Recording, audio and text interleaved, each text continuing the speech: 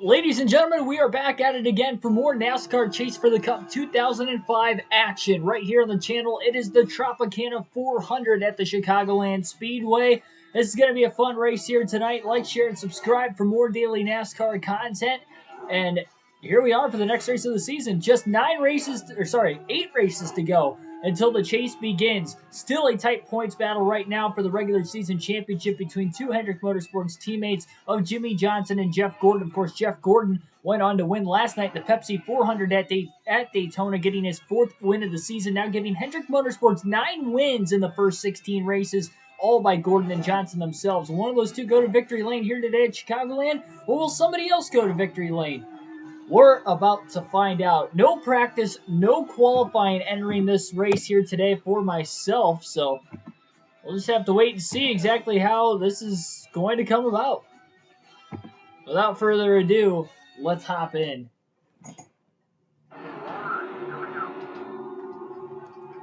And here we go, green flag in the air. Jeff Gordon on the pole at Chicagoland as he leads the field to the green. Patrick Shadley, welcome to the stream, and hopefully you guys all enjoyed the Cup race at Texas earlier today. More mile-and-a-half action with the Cup Series on the channel here in this one at the Chicagoland Speedway. Of course, a track that is no longer the NASCAR Cup Series. How crazy will this one get?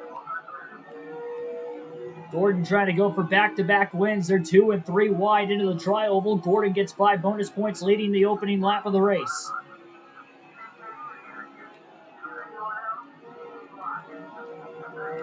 Johnson going to go 3 wide himself here as he's trying to make a bunch of passes. Kenseth trying to block down the backstretch. Johnson going to get out of the gas and let him back in line. Kenseth right in line behind Kyle Petty. Now contact up the racetrack into turn 3. Ricky Craven throws a big-time block on Joe Nemechek.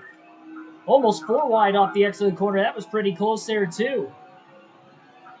Up the racetrack goes Petty to block the 32 of Craven now. Johnson's already inside the top 30. 3 wide up the gut goes the 43 of Jeff Green. As a 77 and rookie of Brendan Gaughan trying to work his way through the field as well.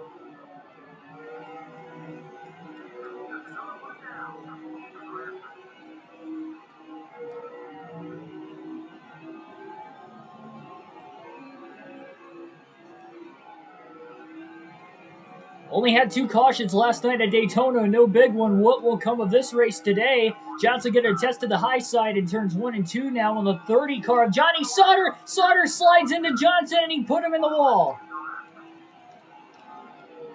Unintentionally, of course, a rookie error there by Sauter. Johnson again to the high side at 3 and 4. Now he's kind of forced up here. So he gets a run into the tri-oval trying to clear the 30. He has cleared him.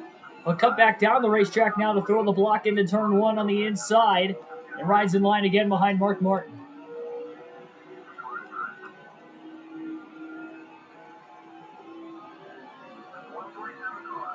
Martin making some moves on the racetrack though right now. Oh, and he gets punted up the track by the 48. That actually kind of helped Martin as he got shot out of a cannon and was able to make the pass. Still blocking the 48 of Johnson. Jimmy wants to get by. He'll back out of the gas early into turns 1 and 2.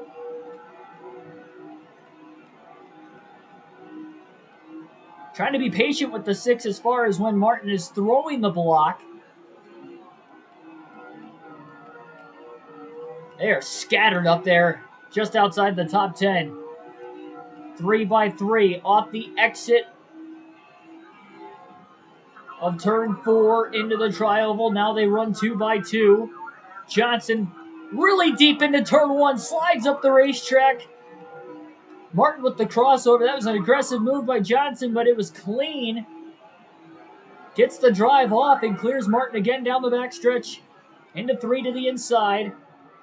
The 6 and the 48 definitely battling back and forth in the middle of the pack right now.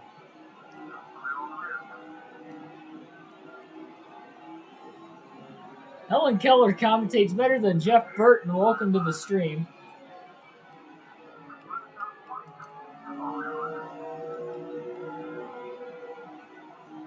think Jeff Burton's that bad of a commentator. He gets a lot of flack, and I mean, he's not the greatest, but I don't think he's that bad.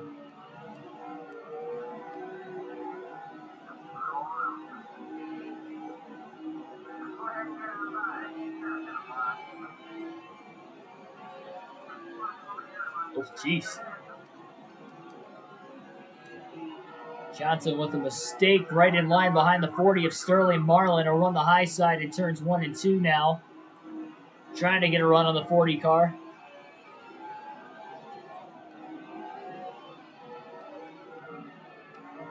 Tony Stewart riding in line behind the 48. He's coming off a DNF very early in the race. Last night, lap 6, Stewart blew an engine at Daytona. Despite looking like he had at least a decent car early on. Johnson, who had the fastest car, led over half the race, did not get the win and actually finished 8th.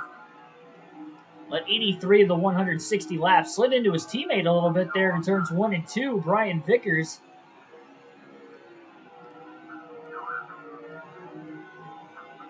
Gordon's led all 10 laps so far as he makes his way off turn 4 again with the lead.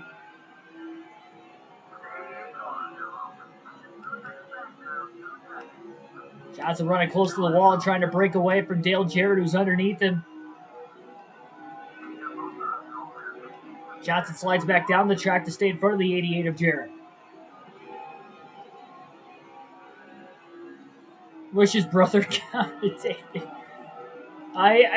Would it be comical? Yes, but it would be kind of like a train wreck comical sight if Ward Burton was commentating in the booth. Who knows? Maybe he wouldn't be that bad, but I just don't think everything would flow as smoothly. Johnson to the high side, the 198 with the block. Harvick did take it 3 wide to the inside, and the 198 moved up. I don't know if he was trying to stay out of Harvick's way and didn't realize Johnson was there.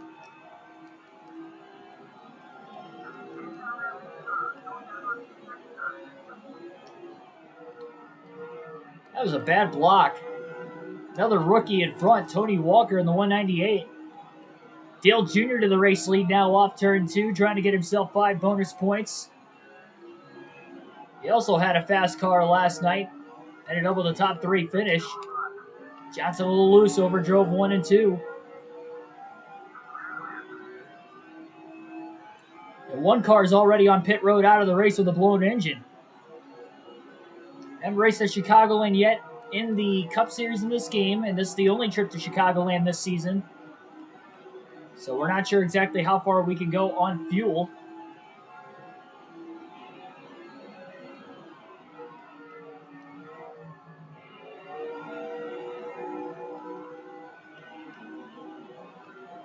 Three wide again in the tri-oval inside the top 10. Ethan, welcome to the stream. Johnson makes his way around the 198 car now, slides into turn 1. Very similar to how he passed Mark Martin, where he just sent it off into the corner, really flat, drifted up the track clear. Now he's got a good run still down the backstretch. And he is underneath and will pass the 29. Kevin Harvick. Jeff Gordon is sliding back after leading the opening 12 laps of the race. Johnson to the inside of Kurt Busch. I love the Irwin paint scheme for Kurt Busch. I loved it when Jamie McMurray had it, the 26. I love it when Christopher Bell's ran it a couple times this year. I've always loved the Irwin colored paint schemes. Blue and gold colors, that's like those are probably my favorite. Guessing you meant to say we'll win 10 times this year, but yeah, it's definitely possible. I don't think he'll win Martinsville. If he's going to win, I feel like Kansas and Phoenix would be the races Larson would win out. He didn't run so hot at Martinsville earlier this season, which is good that he got this win out of the way. He won't have to worry about how he runs that race, and they can focus solely on Phoenix. Johnson underneath Jeff Burton. Bobby Labonte still on the inside. 3 wide off the exit of turn 4. Johnson side drafts the 18. Now tries to pull high into the tri-oval. Johnson a little loose, though, into turn 1. Up the track he goes. Labonte gets by. Jeff Burton to the inside, but he will not be able to clear the 48. Labonte closes now on the back bumper of the 24. Contact between Johnson and Burton off turn 2.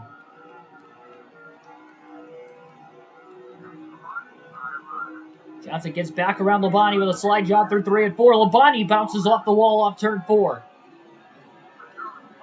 Aggressively side by side up there for position as well between Dale Jr. and Robbie Gordon.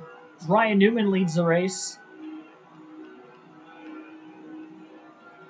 Any news on the StarCom charter? Not that I know of.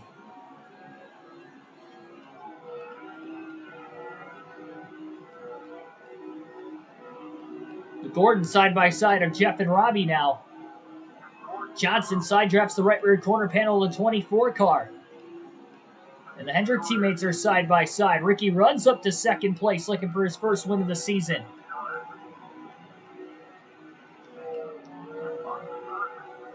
Robbie really wide that held up the 48. Johnson with the cut underneath both of the Gordons. 3 wide into turn 3. Jeff fights in the middle lane. Holds on to the 48. They both clear the 31 of Robbie.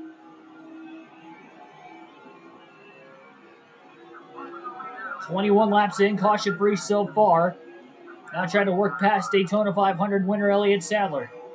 Both Gordon and Johnson will. Gordon starting to pick up the pace a little bit better, and he's back inside the top 5. Rookie Casey Kane is also inside the top 5, currently in 3rd, trying to pass Ricky Rudd for 2nd. Rudd all over the back bumper of the 12 of Ryan Newman as the field is really bunched together at the front. Johnson to the high side through 3 and 4. He's got to run on Jeff Gordon now into the tri-oval. Where will he go into turn 1 as he side drafts to 24 again?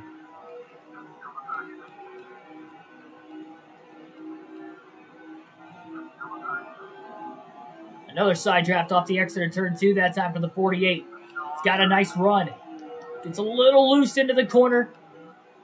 Junior trying to block Jeff Gordon on the inside. Johnson's still there. Look at Gordon sliding up the track. Did a great job trying to side draft that left rear corner panel of the 48.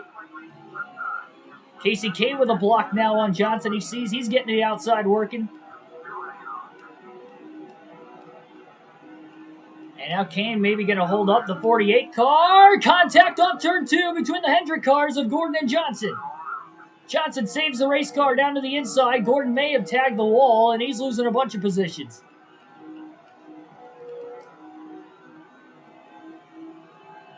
Newman holds on to the lead in front of Ricky Rudd. Action-packed start to this race at Chicagoland. I'd say even more so than the Pepsi 400 last night at Daytona.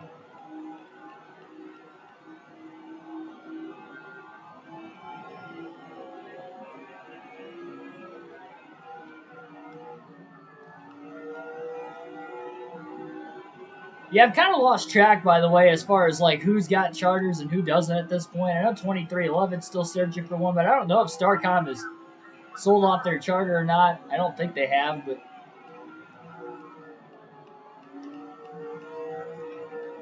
I'd say I was keeping good track of it there for a little while. Last couple of weeks, I've kind of fallen out of the loop. Oh, Dale Jr. gets really tight up the racetrack. Johnson to the outside of Casey Kane for 4th. Ricky Rudd is clear off turn 4, and Rudd leads at Chicagoland. Ooh, contact into turn 1. Johnson and Kane. A lot of dangerous situations early on as well. Ricky Rudd, who has not won this season, and Fords, who haven't won a whole lot this year in general. I would have thought Rudd would be one of the first Fords to try and find victory lane this season. Newman trying to get back around him. He'll get to the inside into turn 1. Rudd still racing for that last chase spot. Getting 5 bonus points early on like he has already got here is big.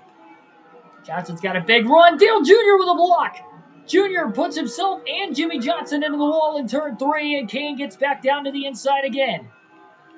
Johnson trying to side draft the 9 to make sure Casey doesn't clear him. That's the third time Johnson has gotten into the wall because of a bad block by the car in front of him already. Of course, he ended up getting into Gordon earlier as well himself. The only contact he has made with another car, with it being his fault.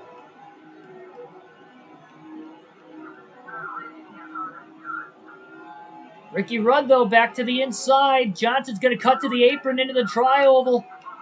That's going to get him underneath the 8, and he side drafts the 21 of Ricky Rudd and gets to the inside of Ryan Newman as he drove it in extremely deep. Clear off turn 2. Nope, not yet. Newman's still there. Johnson loose into 3. Newman hanging high on the outside. This time Johnson will clear off turn 4. And Newman pops the wall as Dale Jr. will get the second. 5 bonus points for Jimmy Johnson. Lap 30 from the rear of the field to the front.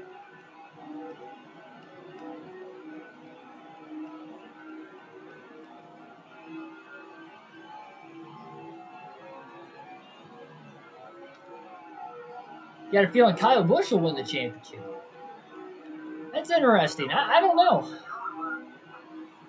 I mean, I feel like whoever makes the championship 4, they usually have decent stats at Phoenix. The Penske cars are always pretty good there, so and you got 3 of those guys remaining. Truex won there earlier this season. Kyle Larson's good pretty much everywhere. Hamlin's won at Phoenix a few times before. Chase Elliott won at Phoenix last year, winning the championship. So, I mean, that's literally a case for every driver still in the playoffs. Johnson loose, catching the car up the track in turns 3 and 4. Dale Jr. to the inside, but he can't clear. Side by side for the lead. Jimmy Johnson loose, and he gets into the wall in turn 1. From 1st to 5th, just like that.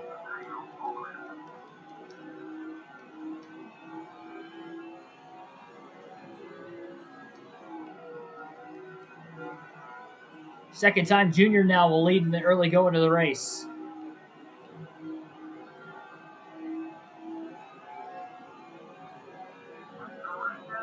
Casey Kane made his way around Ricky Rudd as well. Rudd back to 4th. Johnson really got the car to stick well in 1 and 2. Passes Rudd. Passes Kane. 2 for 1 special in turns 1 and 2 to get the 3rd. And Newman, who's looking for the lead again, got really loose. Up the track he went in 1 and 2. He saw the rear of the car sliding around. Johnson hooks to the white line. And now goes down to the apron into the tri-oval as well, trying to take the shortcut. It worked well for him earlier. Junior tried to block again, and he makes contact with Johnson. He did that earlier as well.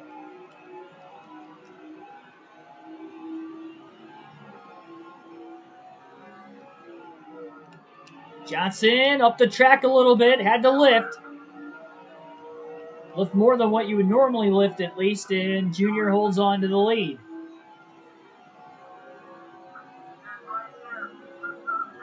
Johnson holds on to second, though, in front of Ryan Newman. Jimmy going to try the high side. It's worked for him some of the time, but not all the time. Junior to the top. Ryan Newman to the bottom. Johnson up the middle. Junior with another block on the 48, and another one where he wasn't clear. That's the 3rd time Dale Jr.'s thrown a block on Johnson and was not clear. And he's going to end up wrecking both cars, himself and Johnson. One of these times he makes one of those blocks. Ryan Newman is there. Newman going to get to the lead off turn 2.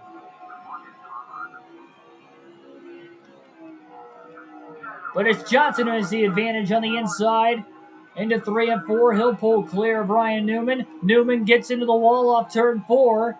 Junior crosses the 12 over to the inside into the tri-oval.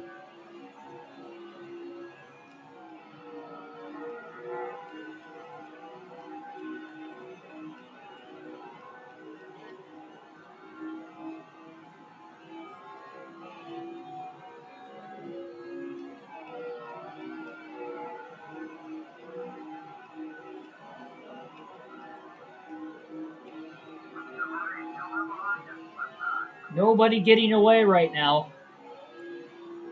Lap 38, Johnson has kind of been struggling with the handling of his car. It's a little loose. But he just ran his fastest lap of the race that last lap.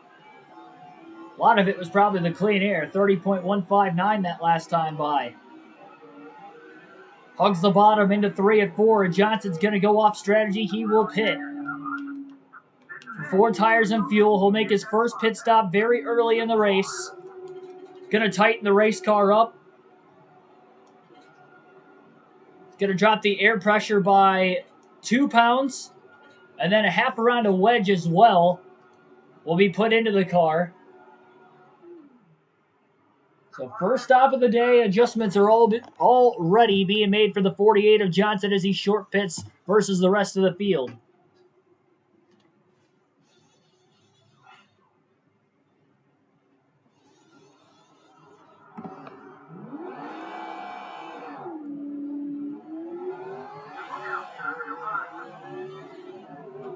Johnson trying to get up to speed.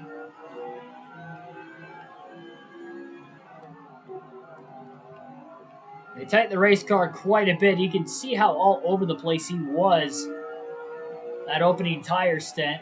Not sure exactly how much further the rest of the field could go. Obviously, Johnson is risking this is, for his sake, hopefully going to stay green all the way through the first set of pit stops, and he should cycle back as the leader with him having these fresher tires plus the adjustment changes right now. He's going to have to be a little bit more calm making his way back through this field.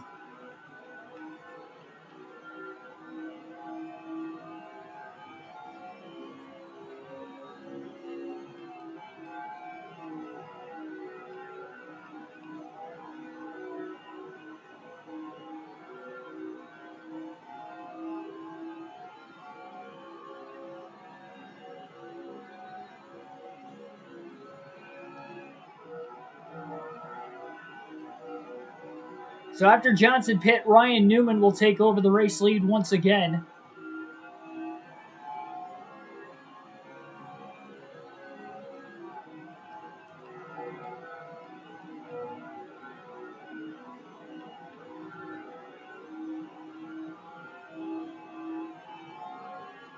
Side-by-side traffic that Johnson's closing in on. I know he's got fresher tires, but he doesn't get through them perfectly. May cost him a little bit of time. Robbie Gordon going to stay wide, easily let Johnson go. I'm sure the crew chief was probably telling Robbie that, hey, he's got 4 tires, he's a lap down, let him go. See, maybe going here for Matt Kenseth and Dale Jarrett. And Kenseth's trying to side draft the 48, so maybe not with Kenseth. Stuck behind Jarrett, though, and Johnson easily clears.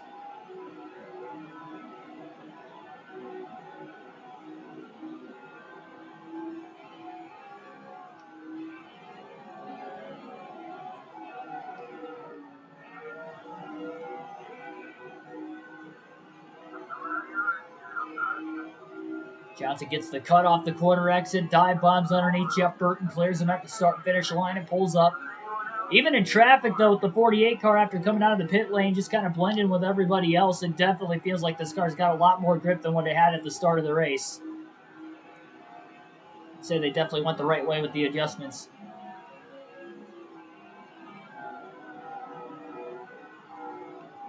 Casey Kane battling for the lead right now with Newman. He took the lead there briefly, but he never officially led a lap. Casey Kane comes in one of the final few spots ahead of the cutoff line. He also had a top 5 finish last night. The Pepsi 400 at Daytona finished 5th, moving himself to 8th in the standings. Tony Stewart, who DNF'd, is back to 9th now. Stewart running in the top 10 early on here today at Chicagoland. He's right in front of his teammate Bobby Labonte.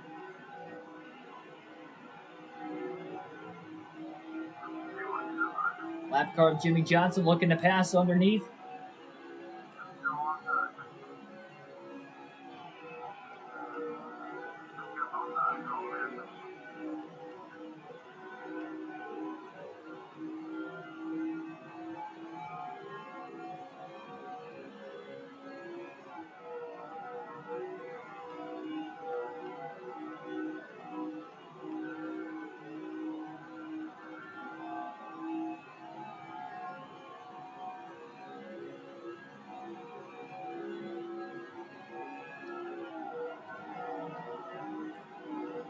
Want to know down in the chat if you guys personally enjoyed the Texas race earlier today. I'd say it was a decent race.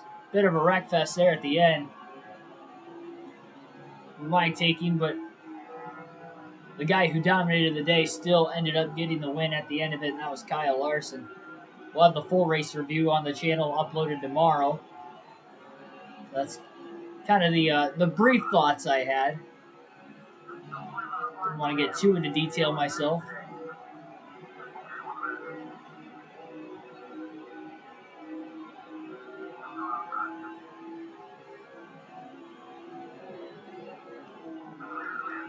Definitely a lot of strategies I kind of figured there was going to be. That was all pretty much starting from stage 1 on as well. And if you watched the predictions video earlier on the channel, one of the sleeper picks I had was Tyler Reddick. Gave the stats as to why I thought he could have had a chance to run very well today, and there he was right at the end of the race in contention. He restarted on the front row late in the race as well. Good run for Reddick. I don't know where exactly he finished. Hopefully he still got a top 10. I know he lost a lot of spots the last 2 restarts, so hopefully he still got the top 10. But for my prediction's sake, somebody's blowing an engine on the inside of the racetrack. It looked like the generated rookie driver of the 147. That'll be the second driver to have an engine failure already today. We had 11 DNFs last night at Daytona in a 400-mile event. Here are the leaders. Johnson trying to unlap himself. If we do end up getting a caution, Junior goes way up the racetrack. Turns 1 and 2. Easy pass there for Jimmy Johnson. Just slides underneath the 9 of Casey Kane into the tri-oval as well, using the 4 fresh tires to his advantage. Clears Kane into 1. Trying to run down the 12 of Newman. Newman going to try to keep him a lap down, but I think he's got to let him go if he's going to want a good chance to try and hold on to the lead. But he's side drafting Jimmy Johnson down the backstretch as Johnson clears into 1. There's that 147 car still out on the racetrack. And with Newman fighting Johnson, that held himself up just enough instead of letting the 48 go. Casey Kane leads off turn 4. First lap led for Kane. That's 5 bonus points. And now the rookie leads at Chicagoland. Still in search for his first career win. With the way he's ran this season and being 8th in the point standing through the first 16 races, I think he's got a great shot to get his first win of his career before the season is up. Of course, in real life, Kane came close to winning so many races his rookie season, but failed to do so. Barely missed out on the chase at the end of the regular season as well.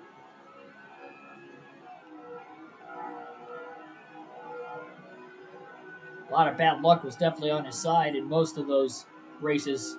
He came so close to winning in the first year and a half for himself in the Cup Series.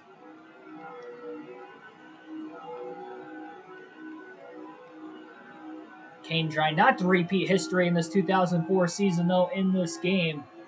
And he's trying to make the chase in his rookie campaign. And, of course, again, this is the inaugural chaser, now known as playoffs, for NASCAR, so that would be a very big deal if he could do so. Filling in for the NASCAR Hall of Famer Bill Elliott. Of course, was in that 9 car when we ran the NASCAR Thunder in 2004 season. That was his final season full-time in NASCAR. Johnson definitely pulling away from the leaders on the fresher tires. Currently 41st, all 41 cars that are still on the track that have not had an engine expire like the other 2 drivers earlier in this race are on the lead lap.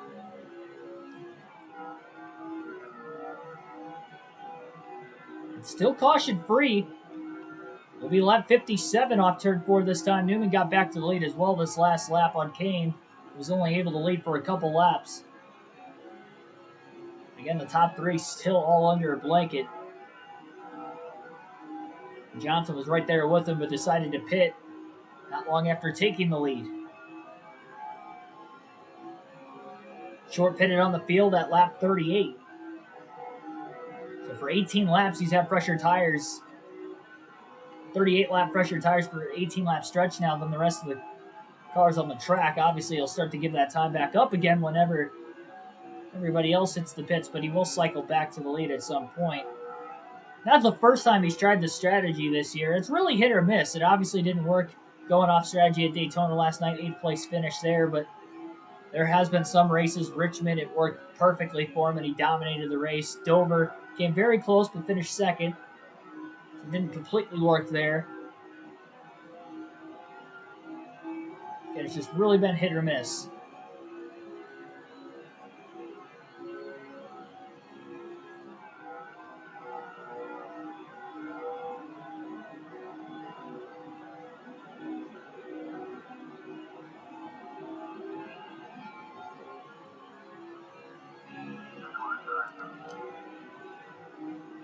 So with Johnson short pitting, we don't know how far exactly he could go on fuel, so having to keep an eye on everybody else as you see green flag pit stop starting at lap number 59 for the race leaders.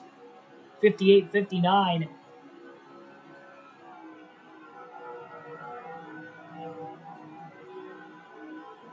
So now that pit window is open for the first stops of the day. And everything will cycle through here after Johnson pitted almost exactly 20 laps before the next set of cars were coming to pit road.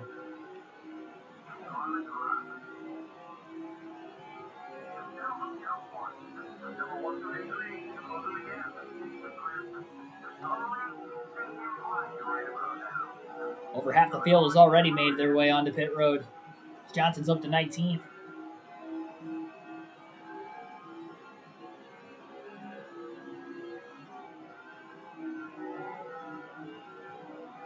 Curious to see when the last driver to pit is going to actually pit, what lap that will be. So that'll be the gauge for the longest cars. Or the cars that are able to go the longest on fuel. Currently lap 62, Newman's still out on the racetrack. Quite a bit of traffic in front of him too that's slowing him up, and a lot of those guys are on pressure tires. Johnson dive bomb to the inside into 3 under the 177. Clears him off turn 4. Terry Labonte, Johnson's teammate up ahead. He drafted well with him at Daytona last night in the late going. Led to Johnson getting back inside the top 10 late, getting that 8th place finish. After unfortunately pitting off sequence, everybody ended up pitting 4 times at the end of the race, with Johnson having to do them all under green. This is the rest of the field had one under a caution flag. That's what costed Johnson a chance at the victory, despite leading over half the race. Hasn't led much today, at least so far. With this strategy, that's going to allow him to lead quite a few laps if we have a lot of long green flag runs. Race leader Ryan Newman has made his way onto pit road. Lap 63.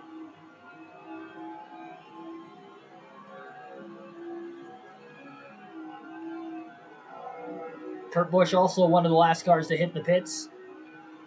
The 97 for Roush Fenway. Kurt actually led that lap at the start-finish line, so he'll get 5 bonus points. One of the last cars inside the top 10 in points as well as Kurt Busch, and Johnson will take the lead into 1. We'll see how big of a lead exactly he's going to have by the time everything kind of cycles back through. Double digits right now in the seconds. Still growing. Another blown engine on the inside of the racetrack. That's the Elliott Sadler 38 machine. So a 12.1 second lead for Johnson. Officially back out in front at lap 65. So Elliott Sadler's now blown a motor, and that is the 3rd blown engine already in the first 65 laps of this race. It's only a 400-mile event, so not quite as taxing as the 500-mile races as far as the engines.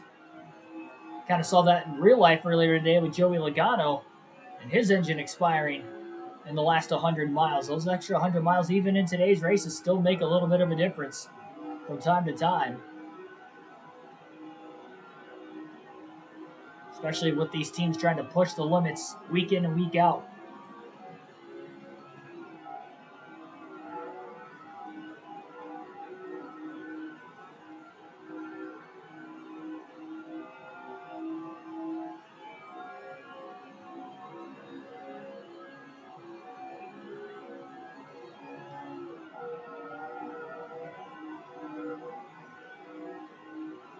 to 198.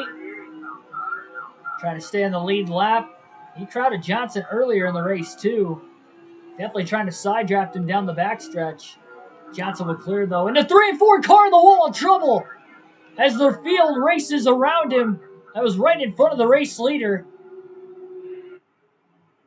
And Scott Riggs, the rookie, has spun into the outside wall in turns 3 and 4. Our first caution of the race today. I think the car went all the way around, then he nosed it into the wall. So heavy damage to the front of his race car. Everybody has pit. Johnson will stay out, remain as the leader. We just got through green flag pit stops only a few laps prior to the caution. Again, that's our first yellow of the race. Got to pause it for a quick moment, right? Got to get my phone on the charger. I didn't think I was going to pause it in time. Saw my battery was low, only at 3%. Not that I need it on, but all right, we're good. Green flag back in the air at Chicagoland, lap 71. Well, that is actually a problematic caution. Johnson had a 12-second lead. He's not going to get off to a good jump on the restart. All the lap cars get by to the inside. Johnson 3 wide. Contacted around goes Newman up turn 2. Right as Dale Jr. took the race lead. Johnson tried to lift off turn 4 and Newman got into the back of him. Casey Kane also gets to second. Great save by Newman, but it did bring out a caution. That definitely could have taken out more cars than what it did. So our second caution now back-to-back in this race. And Dale Jr. will lead the field to the green, but Johnson definitely did not take off well on those older tires. And now he's in traffic on older tires, so it's going to be even worse likely this time around.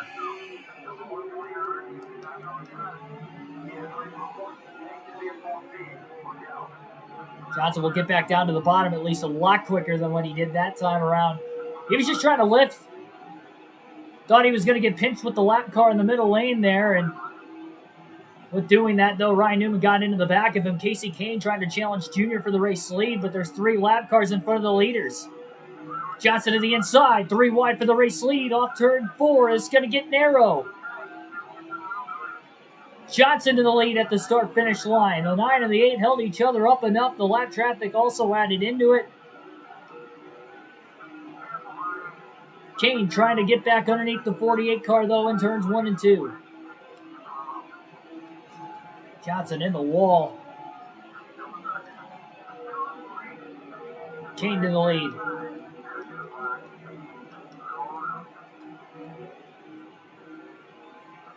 Johnson trying to cross him back over. Side by side. Johnson holding up the bottom in front of Dale Jr. Jimmy hits his marks perfectly in 1 and 2.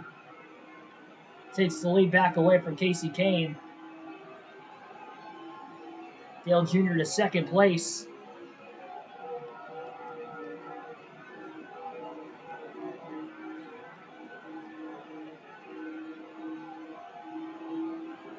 Jr. a little bit wide. Casey to the inside.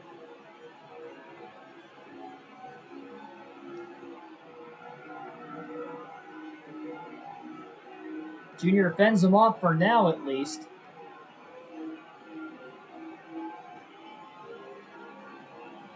Had a wild finish the last race we had at Chicagoland in an EA Sports video game with the Cup Series. It was on NASCAR Thunder 2004.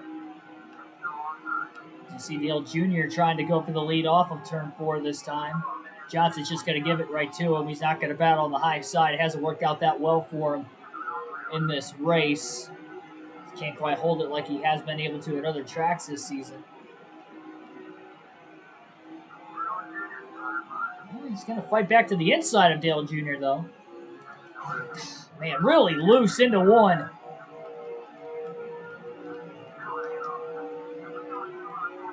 Very loose into turn 1. Johnson made contact with Dale Jr. again. They're still side by side for the lead into the tri-oval.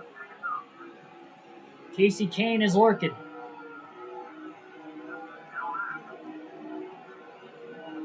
I get mad at you guys probably don't understand, but I get mad at myself when I make mistakes like that. It's just like, man, why How am I doing that? I'm trying not to push hard, and sometimes I still step over the edge just because I'm naturally just trying to push hard without even wanting to. I guess that's the racer in me. Casey gained a second. Johnson trying to pinch Kane down on the racetrack. Jimmy on the high side gets a little loose again. Did a great job keeping it off the wall that time. Casey should be able to clear off turn 4, no problem. And he will. Johnson with a good crossover to the bottom, though. Kane leads the lap.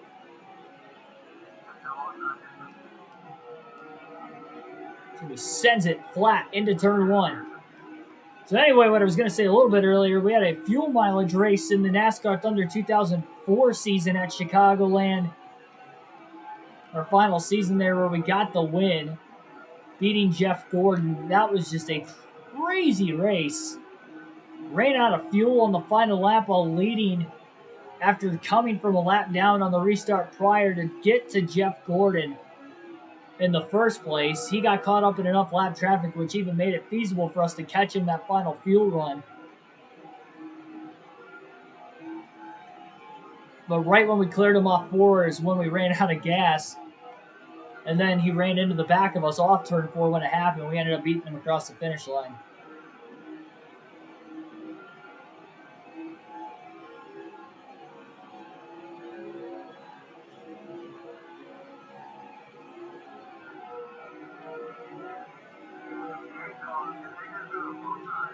Dale Jr. to the bottom for the lead. Johnson's gotten loose on the high side the last couple times.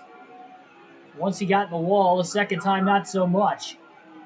Didn't really get loose at all that time around. Jr. not going to be able to clear off turn 4. Johnson's still there.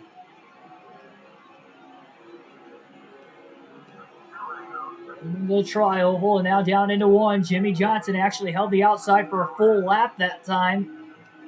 A lot better than what he did prior. Trying to get himself a little bit more comfortable with it. Side drafts Dale Jr. down the back stretch into turn 3, trying to side draft him as well. Johnson is fighting extremely hard for the lead. Trying to find a way around Dale Earnhardt Jr. To the line. Jr. tries to side draft him back. Johnson tries to get away from him into the tri-oval. Into 1, a little loose that time. And just a little bit of getting loose into turn 1. Barely kept it off the wall, but Dale Jr. pulled clear. That was his best. That was the best effort Johnson's had on the high side today, though. That is for certain.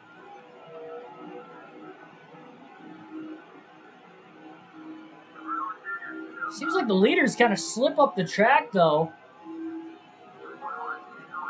Johnson's able to get the run back underneath. We know Johnson will have to pit before everybody else again. That is a guarantee.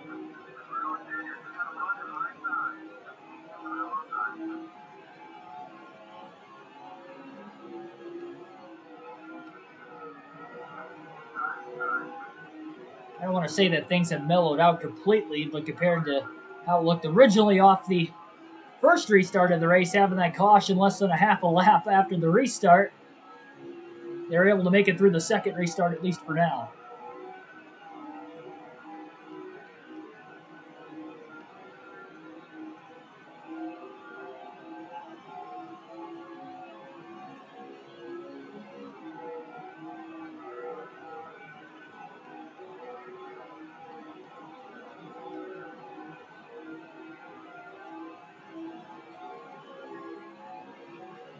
Tomorrow night on the channel, we'll be racing the Cup Series once again on the NASCAR Chase for the Cup 2005 video game. 6 p.m. Eastern Standard start time as we go to New Hampshire for the first of 2 races there on the season. First and only race at New Hampshire in the regular season. We'll have 7 races to go as the race for that final cutoff spot into the original Chase continues, as well as the regular season championship between Jimmy Johnson, Jeff Gordon, Ryan Newman, and Kevin Harvick will continue as well. All 4 drivers coming into tonight's race mathematically had a chance to still take the lead. They were within a race of each other. Top 3 within 83 points. Gordon 32 points ahead of second place Jimmy Johnson after winning last night at Daytona, extending that lead, which was only 6 points going into the Pepsi 400. The good thing for Johnson, he rallied to get a top 10 at least and finish 8th, and he still led the most laps, getting 10 bonus points there as well, so that definitely helped him. Tires maybe starting to finally even out maybe a little bit as Johnson has pulled away from Dale Earnhardt Jr. by at least a few car lengths. Jr. still trying to hang on as tough as he can. Not as well as he did before.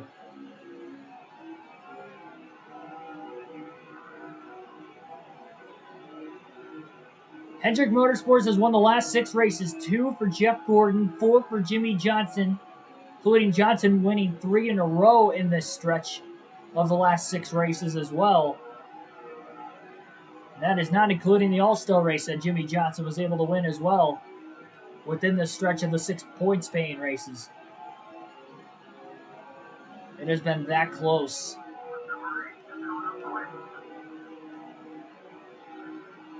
Dale Jr. goes to the high side. Turns 3 and 4. Johnson to the bottom. Hanging on strong for right now as we close in a little bit closer to lap 100. Now Johnson goes up the track in 1 and 2. Almost got into the wall. He definitely overdrove the corner, and Dale Jr. will get to the bottom. That was a big mistake. He had a couple car lengths on Dale Jr., and now he's in the wall into 3. He was sideways all the way down the back straightaway. Tried to stay in the gas, and that just didn't work out for him. Jr. back to the front just like that, even after it looked like Johnson was starting to get comfortable. A little bit older tires for him, still kind of maybe plaguing him a little bit. That's Casey Kane still in 3rd place.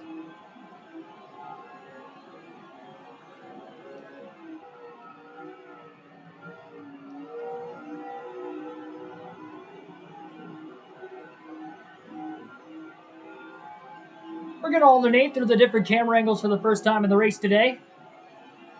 About the next 8 laps. Oni, welcome to the stream.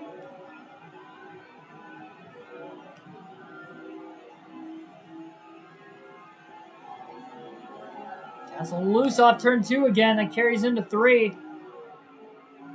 Dirtier air is just not helping him whatsoever right now.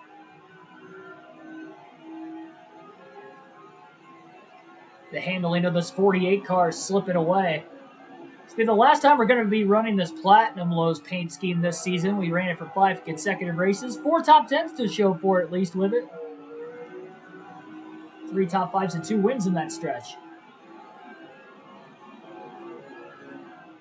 Trying to keep the good luck rolling again here tonight.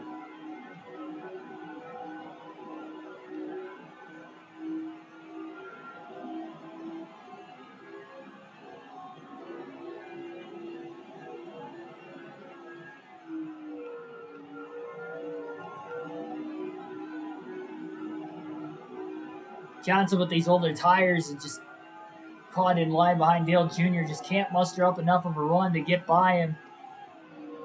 Still getting loose off turn 2 later into this run. It's definitely taking longer into this run before the tires start to slip away and the car's handling also slips away compared to the opening fuel and tire stint of the race. Big block by Jr. He was clear. Remember, 3 separate times earlier in the race, Dale Jr. tried to throw a block on Jimmy Johnson, and he was not clear and really chopped the nose off the 48 car.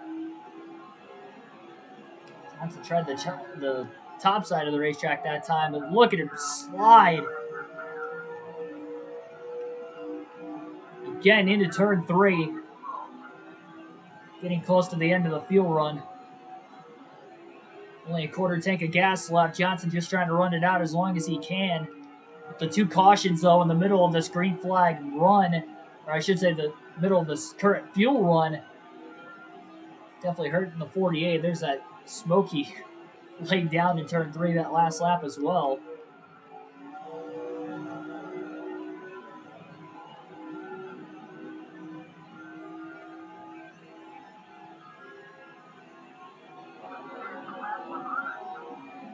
There it is, lap 100 out of 267.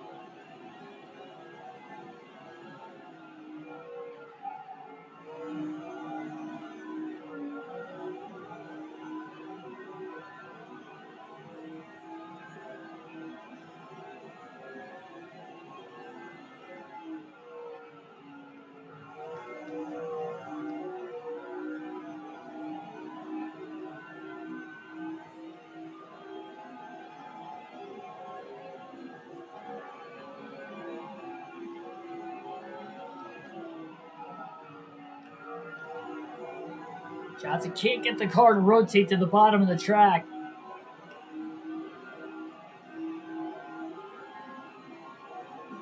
Try and pinpoint his way around. The 8 of Dale Jr. gets a little loose on corner entry again into turn 3. Both the right side tires down into the yellow now.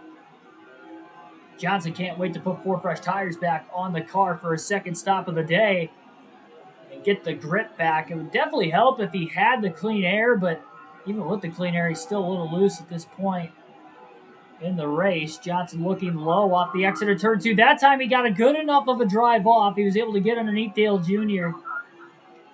Jr. trying to pinch him down the racetrack, though, into 3. Jr. trying to do what Johnson did earlier and hang in there on the high side as long as he can. Johnson loose in the tri-oval. Wasn't trying to go down to the apron that time. That was a big-time drift.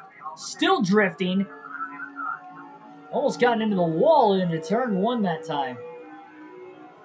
Still just cannot take the lead away from Jr. Jr. held on strong on the high side. In 1 and 2, and then again in 3 and 4, pinching the 48 off.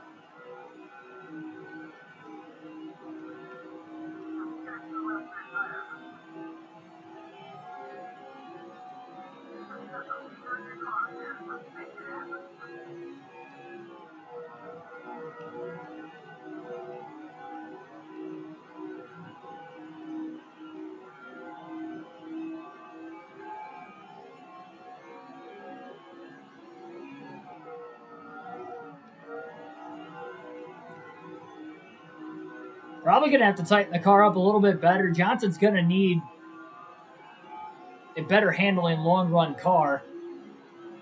He has not had that at all tonight so far.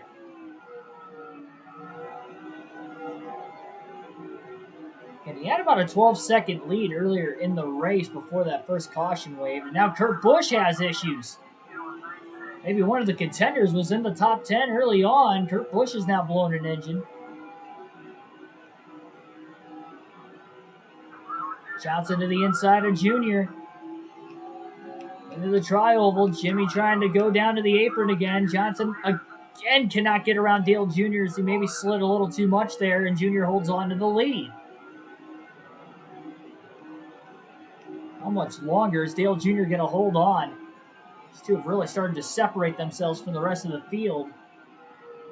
Jr. has led for quite a while now, and I just think the older tires are plaguing the 48 car. At this point, why he's not able to get around Dale Jr. We've seen time and time again, he'll get underneath him, he just can't make the pass.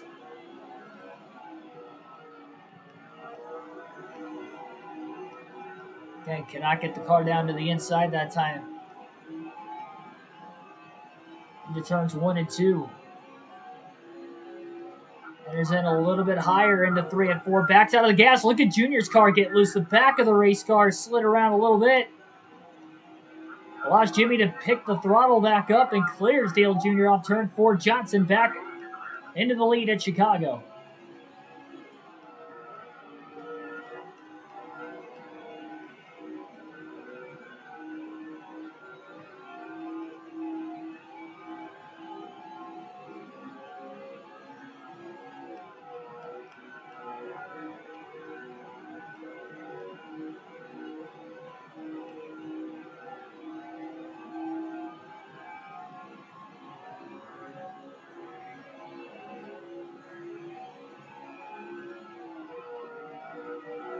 Jimmy enters high into turns 1 and 2. Not what he wanted to do. Dale Jr. gets underneath him again. Side by side for the lead with Jimmy on old tires is probably not going to end well for Johnson if he pushes too hard. Slides the car into turns 3 and 4.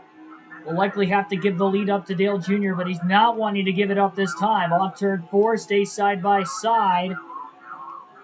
Jr., though, a little bit better drive off even on the bottom, and he pulls clear into turn 1. Johnson trying to get the cut, though. Hooking the white line in turns 1 and 2 at least. Junior's there, a little bit of contact. Jimmy way down onto the flat into turn 3. And lifted way out of the gas, knowing the car was going to slide back up the racetrack, and he had to let Junior go. A curved backstretch, I think, is hurting Jimmy Johnson with the handling of the car. The car is almost light all the way around the track, like it would be in the tri-oval if it was a little looser, too. It's probably why you've seen him really skatey off the exit of turn 2 quite a bit today as well.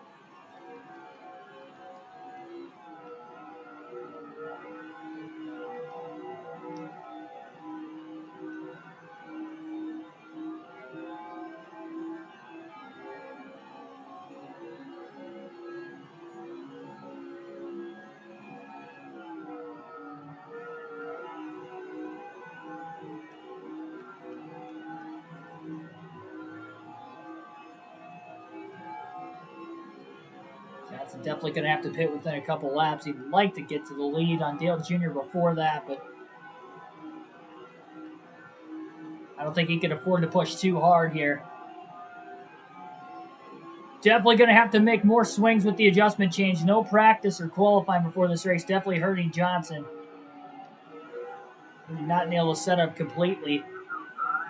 Let's get back underneath Dale Jr. Good side draft in the middle of turns 1 and 2. Got to the left rear corner panel, trying to clear down the back stretch. Not quite clear yet. Drives it deep into 3 and 4.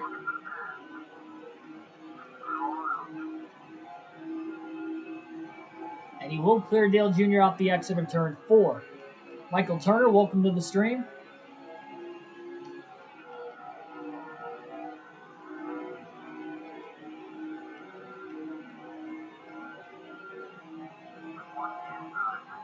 Jr. trying to look to the bottom. Johnson now going to be the one to throw the block. It was Dale Jr. throwing a lot of blocks earlier in the race on the 48. Rolls reverse that time around.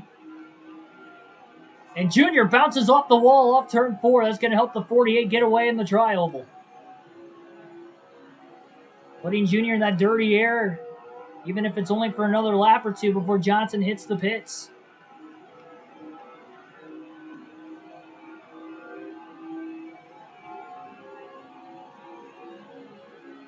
Johnson going to pit this time by at lap 116. Not going to risk it anymore on fuel. He'll pit from the lead, making his second green flag stop of the day. Almost missed pit road there. That was close. Barely got the car down to 67 miles per hour. The speed limit was 70. Going to drop the air pressure 2 more pounds there. Trying to just get the car to sit on the racetrack and not have it be as loose.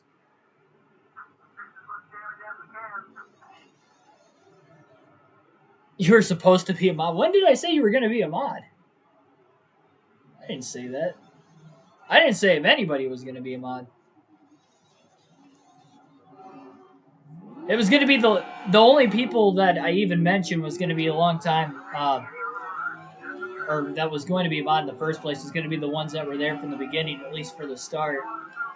A lot of people that have been watching for the longest time. And I also said don't ask to be a mod or you won't be a mod either. Just throwing that out there. You might not have known, and that's fine, but...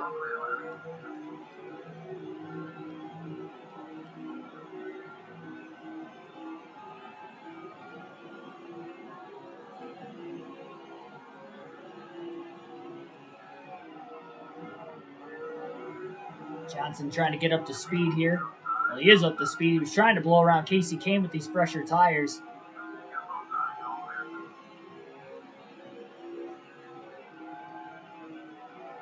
Trying to put himself a gap on the rest of the field now. Johnson was able to go quite a ways on that fuel tank. Lap 38 to lap 116. 2 cautions came out in the middle of that run. I didn't ask. You just asked. You just said, can I be one?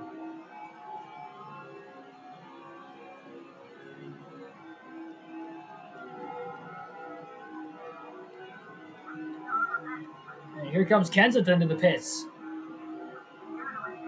Johnson did not pit that much before the rest of the field here. He should still come out as the leader. Means he was in the lead when he did pit, even though it was only a couple car lengths over Dale Jr. and pitting just a few laps prior should get him out in front of the 8. Dale Jr. pulling on the pit road right now. So Johnson pit 4 laps before Dale Jr.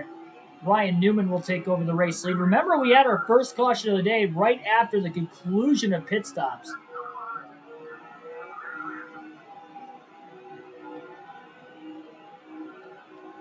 Been here since the first vid. I know that is not a fact. No, trust me when I say that I know who has been here the longest and who has been here for a while. I appreciate that you keep coming back. You have been a subscriber for a little while now, but not as long as the people that are the mods on the channel.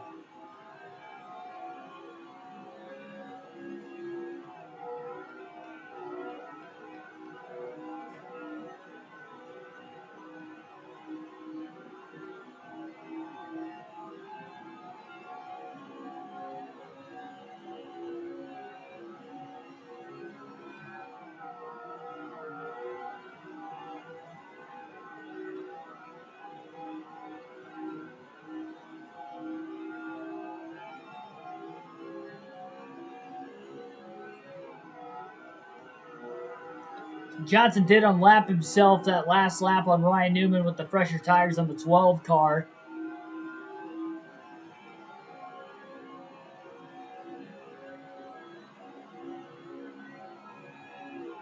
Two pit stops so far for the 48, and he's made adjustment changes during both pit stops. Just there on a different.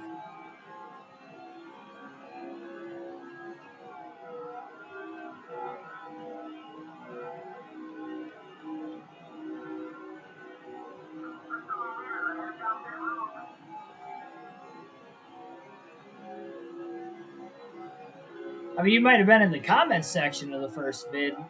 It doesn't mean you were there when it actually first released.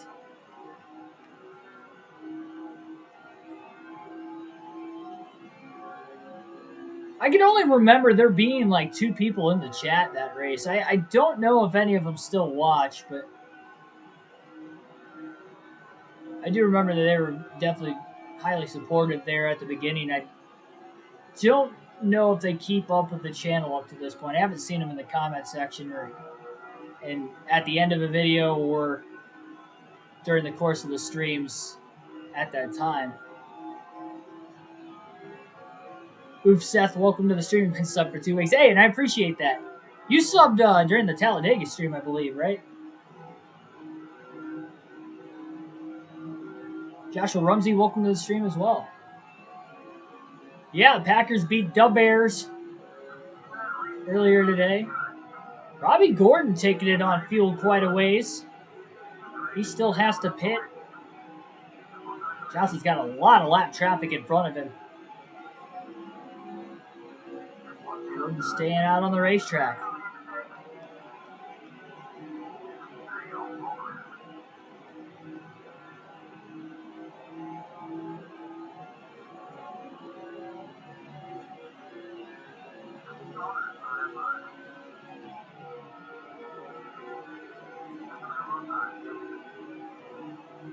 Yeah, I thought I remembered you in the chat for them.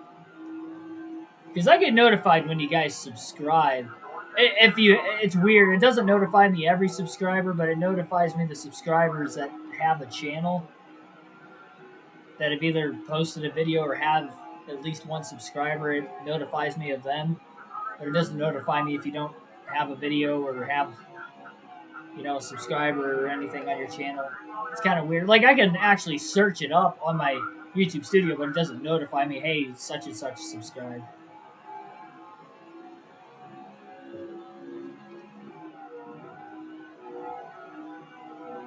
Played NHL 22 today. When did that game release? That was pretty recent, I thought. Waiting to play NASCAR 21. Yeah, me too. That'll be a lot of fun. Get to watch some NASCAR 22 stuff. Or NASCAR 21 stuff, excuse me. I saw the 22 and NHL 22. Robbie Gordon is going an extremely long ways on fuel right now. When will Robbie Gordon pit? And it looks like it's going to be this time off turn 4. So Robbie Gordon showing that he can go quite a ways on fuel. And he may get better fuel mileage, that's for sure. He'll be one to look out for late in this race if it does somehow become a fuel mileage race.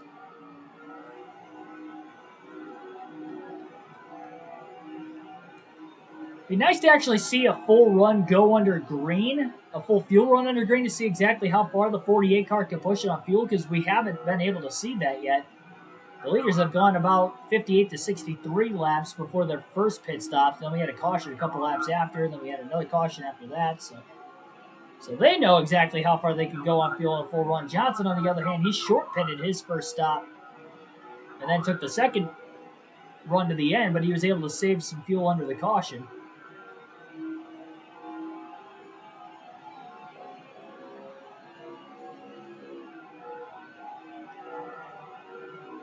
Gonna pre-order NASCAR Heat Ult. Are you talking about NASCAR 21? Pre-order NASCAR 21. NASCAR Heat 5 isn't the greatest game, honestly. If you're gonna buy an older NASCAR game on the PS4 generation of games, NASCAR Heat 4 is probably the way to go. It's only 2 years old, and I think it's the best of the 5 NASCAR Heat games.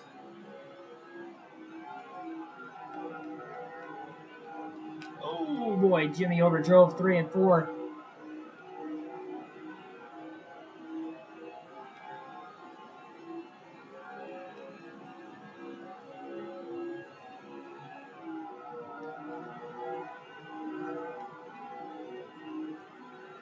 So Johnson pitting 3 laps before Junior is at least 8 seconds ahead of him. That's not even saying that Junior is the driver in second place exactly right now, but Johnson does have an 8-second lead on the field, pitting, I should say, 4 laps before Dale Jr. and the rest of the field.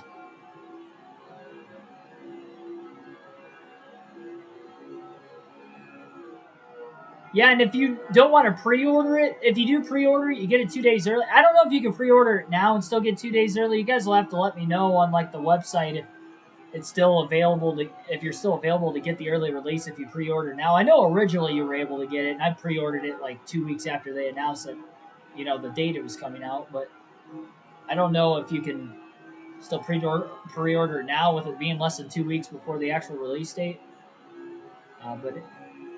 But I'll be getting the game October 26th, and the game releases to people who didn't pre-order early on the 28th. Standard Edition and the Ultimate Edition both release on that day. It's weird too, because usually Ultimate Edition releases a few days early with most games in general, whether you pre-order or not. So it's weird that this isn't the case. You have to pre-order it to get it early. But you can also pre-order Standard Edition and get it just as early as pre-ordering the Ultimate Edition. So it's just kind of weird how they set it up like that. R6R6, welcome to the stream.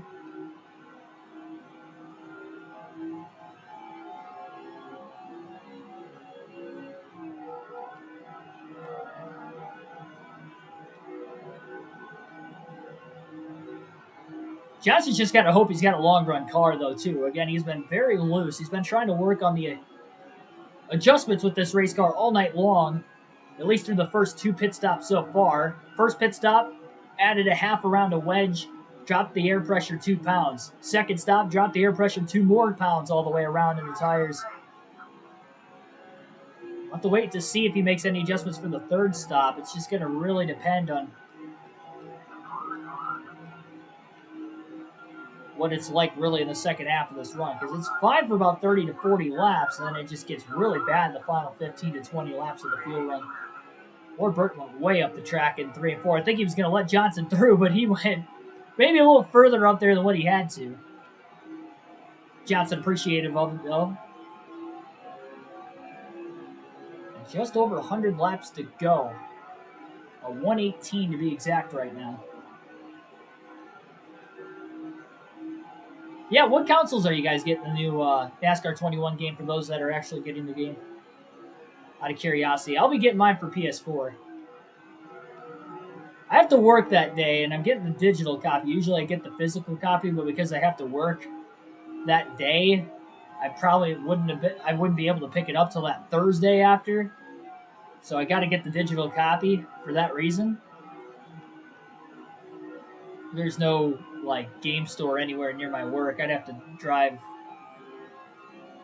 probably 40 minutes just to north, and then an extra little bit to get home after that. It'd be tough to get it, downloaded and streamed and stuff. So what I'll do is Tuesday morning I'll wake up at midnight. It says it's going to be on my PS4 account. So what I'll do is when I wake up for work in the morning, I'll wake up like an extra 10 minutes early just to, get the game updated. Put the PlayStation Rust mode, get the game updated, so that way by the time I get home I can hop right on it.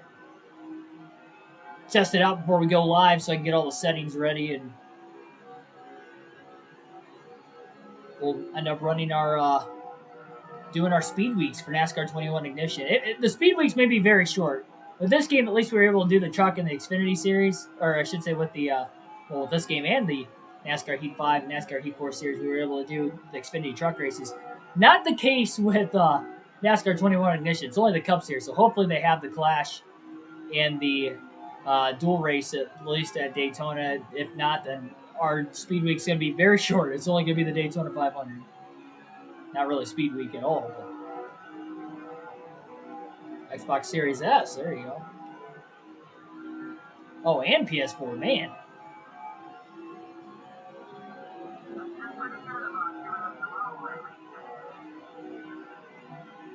Oh, boy. Looking at the chat there, I completely overdrove 3 and 4.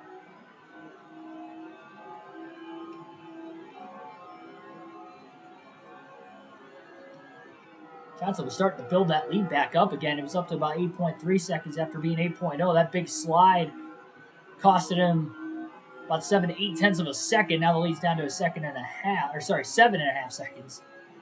Not a second and a half, but 7.5 seconds. Longest green flag run of the race has been right now. We last went green after that second caution at lap 71.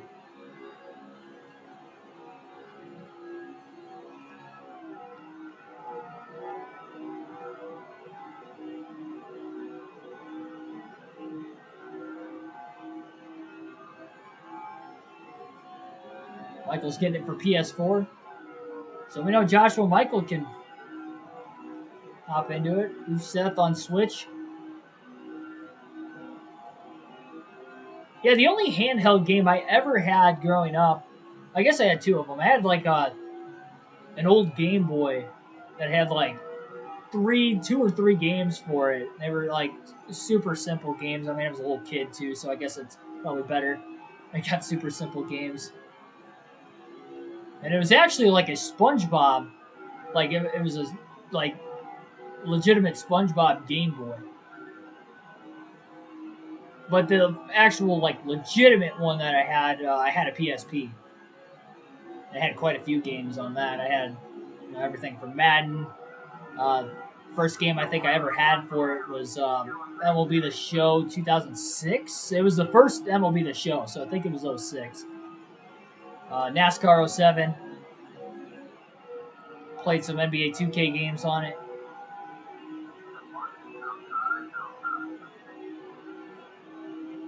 Definitely had WWE SmackDown versus Raw. I know for a fact I had on it.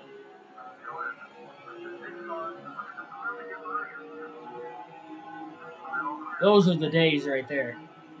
That thing lasted me a long time too. I think I got it when I was in 2nd grade, and I had that all the way up to like my sophomore year of high school. Before I started having like problems with it that I just couldn't play it anymore because the game would freeze after like 10, 15 minutes, whatever. And then the game card kept wanting to just pop out randomly and stuff. So I mean, you couldn't really save anything. But I mean, that's what, like 8 years. Only dropped it like once or twice, and it never broke both times. Thankfully, it just took really good care of it. I had a case for it too and stuff. And put it in wherever I went. Took great care of it. But yeah, it lasted me a long time. I know I got it in, I think it was 2nd. It was either 1st or 2nd grade, but I think it was 2nd grade. And I know I had it until my sophomore year of high school.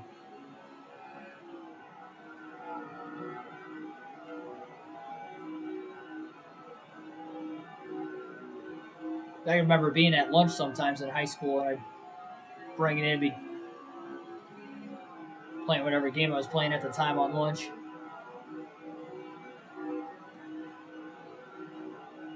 Some good times. Yeah, I did have an NCAA football game. I don't know what year it was. I probably like '08 or '09, maybe 2010, somewhere around there. I pretty much had the PSP from like until the time they stopped making games for the PSP. So I guess it lasted me literally like that perfect time period. I don't wish I still had one because I just wouldn't have time to play it.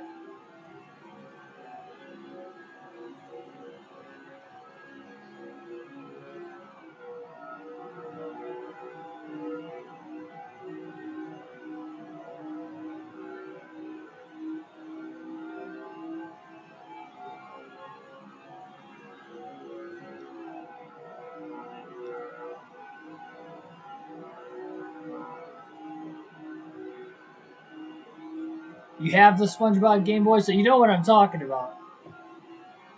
I'm pretty sure it was just a regular Game Boy. I don't know if it was like an original one, but it was like a SpongeBob one, or if it was a special edition. I have no clue. I was really little. Like, that was before the PSP. I'm surprised they even remember that. I mean, that would have been like preschool, kindergarten, first grade days. And then I don't know if that like was just old or I didn't really use it that much. But once I got that PSP for Christmas in first or second grade, I don't even know where the Game Boy went after that. My sister had a Nintendo DS, and I think she had a 3DS at one point too. So I think I know she definitely had a Nintendo DS. So she was more with the Nintendo stuff. I had the PSP. I had the PSP and the PS2.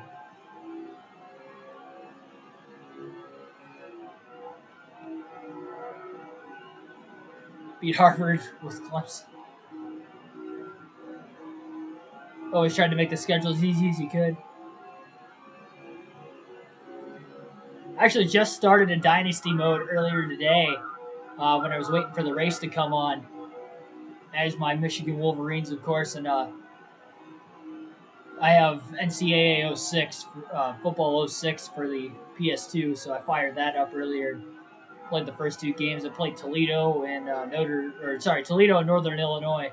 And because it had been a while since I played the game, I actually lost to Toledo in a barn burner. I was at the 3-yard line trying to tie the game up with like 8 seconds left in the game to force overtime. I threw a pick on the goal line. They had a pick 6, so I actually lost by 13, but it came down to the wire. And then I won like 20-7 against Northern Illinois. I probably shouldn't have put it on the hardest difficulty to start things out because it was. But that's just I like the challenge, but I was a little upset. And now I'm kind of thinking I was like, man, I am gonna suck when I actually play some good teams. Like I think my next game's against Notre Dame, but they're unranked right now, so I might actually get lucky with that. But like when I play Ohio State or Michigan State at the end of the season, I'm gonna get throttled if I don't get the hang of it soon. And it's a short season; it's only 12 games too, so. I always like that you were able to create your non-conference schedule. I didn't mess with it at least for the first season of the Dynasty mode. I wanted the actual 05 schedule on there. Which coincidentally, Michigan actually did lose to Toledo in a game. It wasn't high scoring like mine was though, but it was like 7-6 or like 13-7 or something like that. I remember. I could definitely remember that year. And then they lost like 2 years later to Appalachian State too. Ever since I was a little kid, I could remember Michigan always being a losing, not a losing team. They win a lot of games. They just get upset a lot by small schools. I don't know why.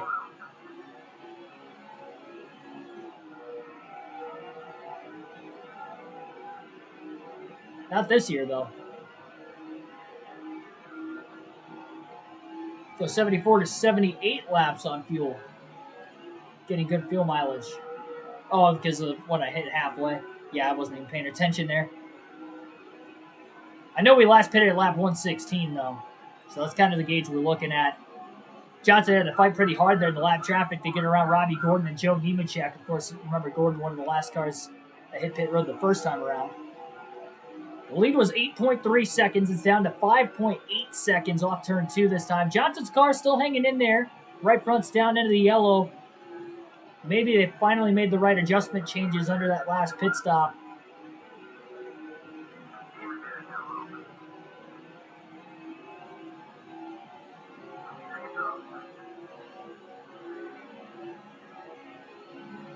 Johnson definitely not planning on short pitting this time, though.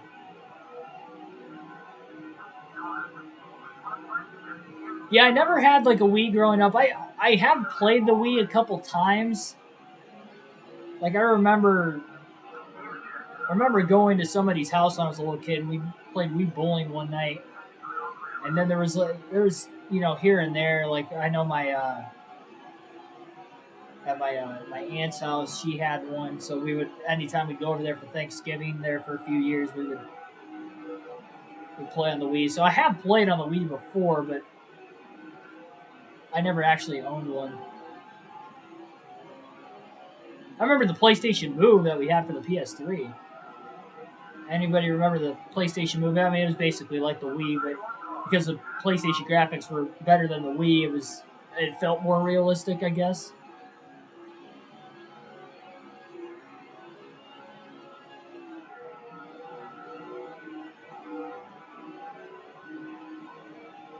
Yeah, I'm definitely planning on getting. I don't get a lot of new games anymore, but I definitely want to get the next NCAA game that comes out next year. I was thinking it was going to come out this year. I don't know why I was thinking that. But yeah, I guess it's next year. But definitely, didn't they say they're only having like 80 teams for it or something like that, which kind of stinks. Or they only, at least at the time, they had the license for like 80 teams. It's kind of a bummer because there's 130. So my guess is they've got all the Power 5 schools on there and probably Notre Dame, BYU, and that's probably it, if I had to guess. If I had to guess, that would probably be all the teams in the game. I mean, that wouldn't quite be 80. That'd be a little less than 80 still, but maybe they have one other conference on there. I hope they have the MAC only because I'm from the Midwest. That Bowling Green State University is only like 25 minutes away from me. Toledo University is only like 50 minutes away from me. Akron's like an hour and a half away from me. In the center of MAC, Eastern Michigan's in Detroit. And that's only an hour and a half north, less than an hour and a half north. That's 4 MAC schools within an hour and a half. Universities. Got some big time D1 college football around where I live. Well, not big time, but I guess Ann Arbor, where University of Michigan is only about an hour and 20 minutes. A little closer to me than Columbus. That's why it's like where I live is like so like split in half. There's like half Michigan, half Ohio State. So when that game comes around every year, it's like a bloodbath around here. I mean, we're like almost identically right in the middle. A little bit closer to Ann Arbor where I live, but only by like maybe 10, 15 minutes.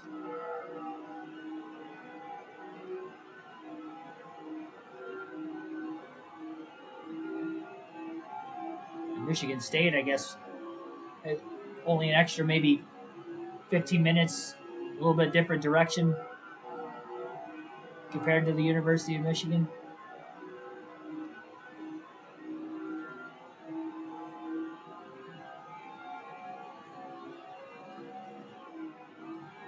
My sister, she's a freshman at the University of Toledo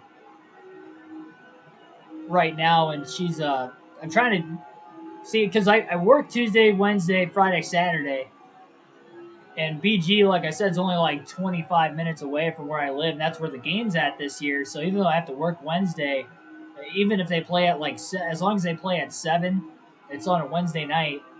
Like I will go to that game. I'd be fine with it. That's a pretty cool rivalry. She can get tickets for free. I'd go.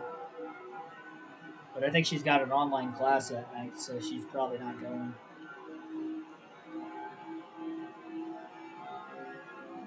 But I'd go. I wouldn't have to work the next day, so I wouldn't care if I get home late.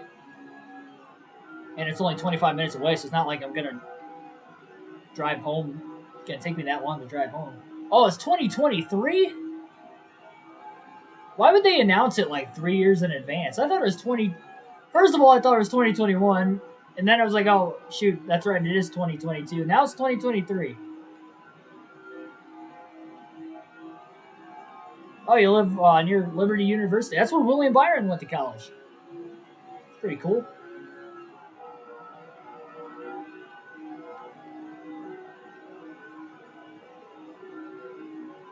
Always had to schedule a cupcake and 3 competitive non-conference games.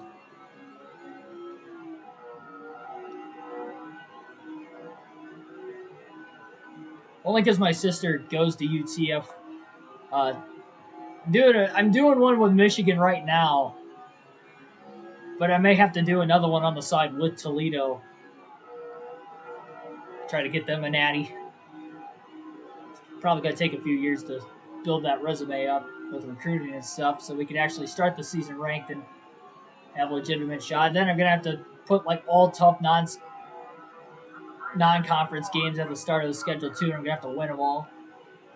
The way I played with Michigan against Toledo this morning, it didn't work out so well.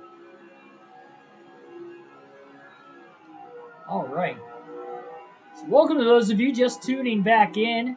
We have just less than 100 laps to go in the Tropicana 400 at the Chicagoland Speedway. Jimmy Johnson leads right now about 4.8 seconds. It was an 8.3 second lead. Second place is slowly running him down. Johnson does not have the best car in the field tonight. He's made some adjustments to try and help the handling of the race car, and I gotta say, finally, after that second stop, I believe he has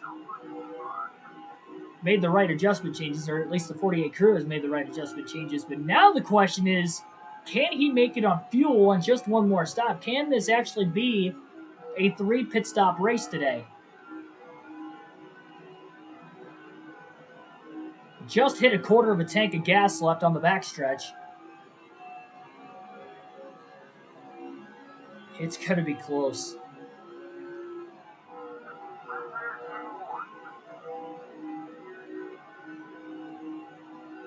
Last night at Daytona, he was scheduled to be about 6 laps short to making it on a 3-stopper, so he pitted early on his final stop.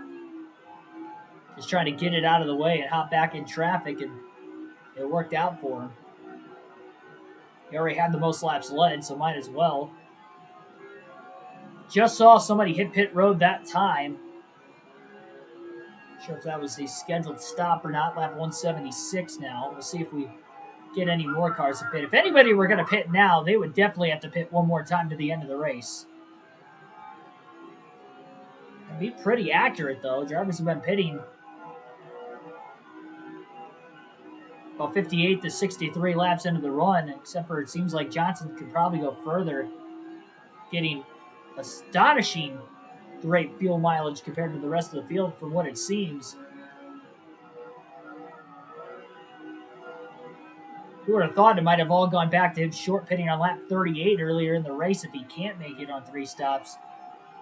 But as bad as that was, though, he had to do it. I mean, that car was, like, it was out of control in the second run, too, but it was, I did not trust myself making it to the end of that first run without wrecking.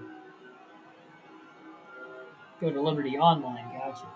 Too expensive to go in person. Hey, I get it, man, I get it. They've got a good football team, don't they? I thought they were ranked, like, last year or the year before they were ranked at one point.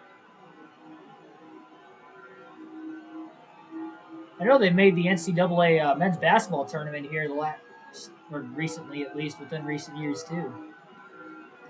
They got some good sports over there. Getting your Jeff Gordon diecast package. What year or what paint scheme? I don't have any Jeff Gordon diecasts. I know my grandpa's got he's got a Jeff Gordon DuPont car. I don't know what year. It's got the flames on it, though, so it's anywhere from 2001 on. It's not a Car Tomorrow one either, so it's anywhere from 01 to 07. I'm not sure exactly what year it is, but he's got a really good-looking Casey Kane Dodge one, too. He's got a couple of them, but the the white car with the red stripes going across it, the black number. He's got that one.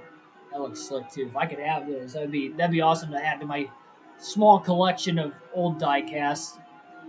The only other, I got a couple Biffle ones, but most of the ones I have now are Ryan Blaney.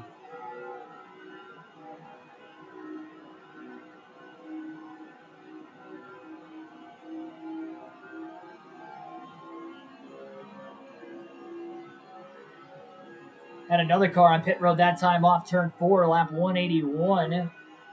Lead is trimmed down to about 4.2 seconds over Jimmy Johnson. Should say Johnson over the second place car. Definitely getting some crucial laps led in here for really the first time in this race. Terry Labonte, Ricky Rudd making their way into the pit. Someone to look out for, though, is going to be Robbie Gordon. He was the last driver to pit under the second stop of the race. 10,000 a year to live on campus at Liberty University. Yeah, if it like anywhere where it's a D1 school for college football, that's how I kind of rank as far as like how expensive it is to go to some of these universities. So like any 130 of those schools in the U.S. is super expensive. Only imagine what it would be like to go to like Ohio State or University of Michigan, Michigan State, as far as the bigger colleges near me. My goodness. Couldn't imagine. I mean, that would take you to your mid-30s at bare minimum to get out of debt, depending on what job you get.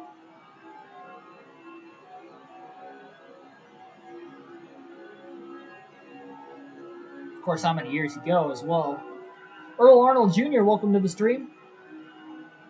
10 people currently watching, closing in on about 80 laps to go. Responsible for any Coastal Carolina's undefeated streak, that's right. Coincidentally, too, I went to Myrtle Beach last year when I went to the Darlington race. Went right by Coastal Carolina Stadium. And sure enough, they ended up going on to nearly go undefeated last year. And then also, this year they played really good. I don't know if they're still undefeated anymore. I can't remember, but I know they started the year winning a couple close but good games. They were ranked at one point.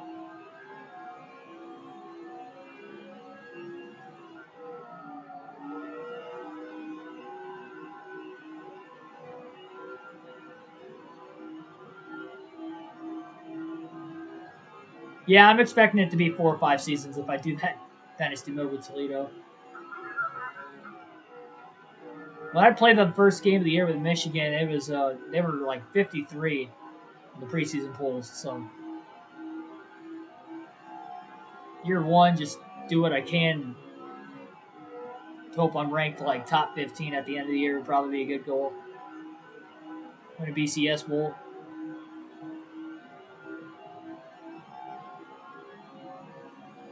Oh, Earl's the leader in the league. 2 weeks running.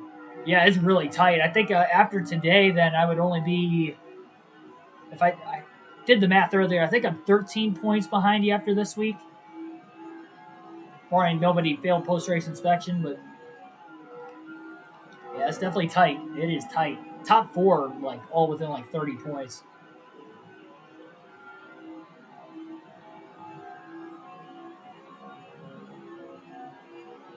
Flip bell for Joey. That was a good move. Oh, if you would have. Gotcha. Yeah, luckily I flipped Joey before the end of stage 2. Well, Schneider's getting pretty low on fuel. He's going to try to stretch it as long as he can here. He last pitted at lap 116. We're at lap 189 at the start-finish line. And this could turn into a fuel mileage race here for Jimmy Johnson. He knows he can take it at least a couple more laps, and he will do that. Not every car has pit either, though. He's not the only one. Robbie Gordon likely still on the racetrack as well.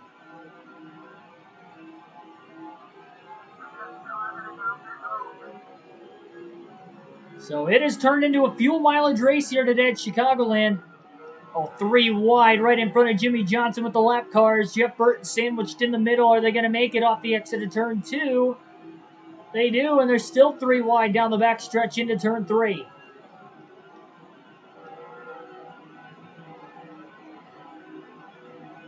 Oh, man, he brought a bunch of them. Jeff Gordon fan, I see. I'm assuming.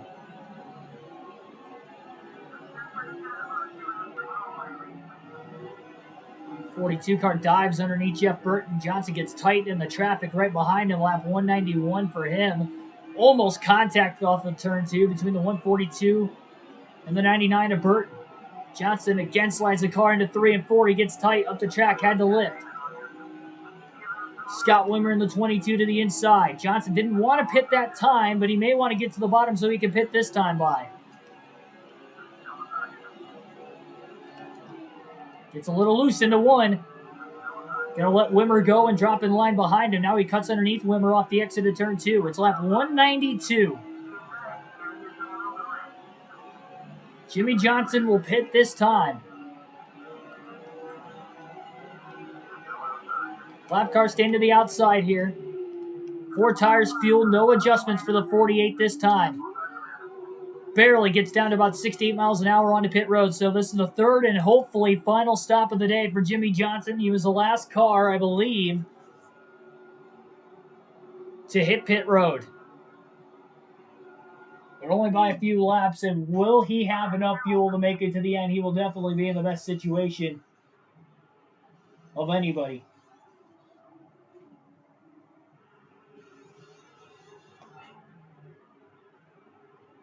Clean stop as Johnson's crew has had all day. They made one mistake last night at Daytona, which definitely hurt on their second to last stop.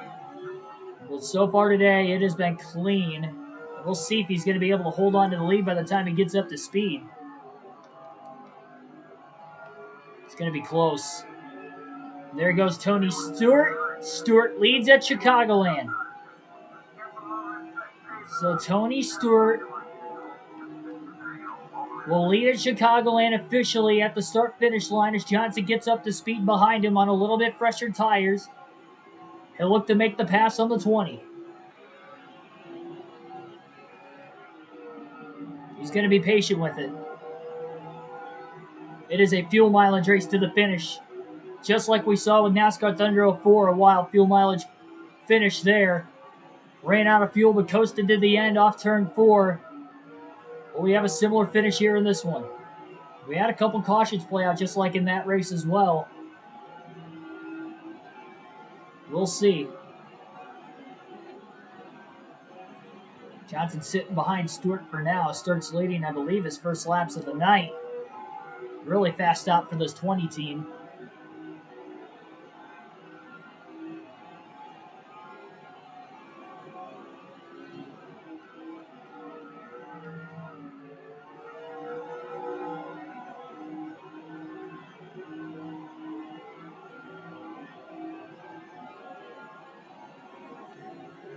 Alternate through the different camera angles. One final time in today's race for about the next 8 laps.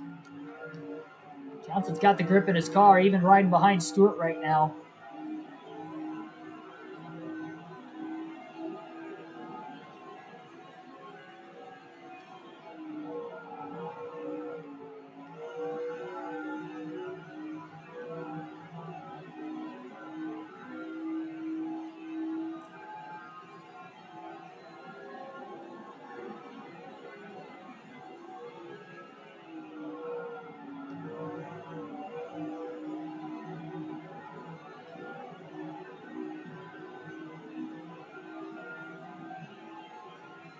Yeah, with being off work tomorrow, I'm definitely planning on playing more of that Dynasty mode. So you come back into the chat again tomorrow for our New Hampshire race on the channel. I'll let you know how I did.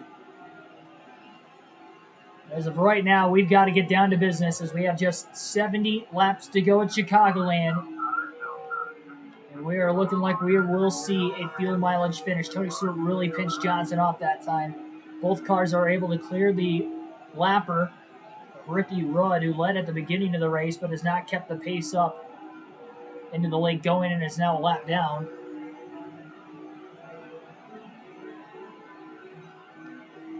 Johnson being fairly tame right now behind Stewart. Already if Johnny Sauter's got some damage on the right rear of his race car. We had only our third debris caution this season at Sonoma in the last race. And we've also, I just now realized we had 2 cautions, not only at Daytona, but we had 2 cautions at Infineon as well.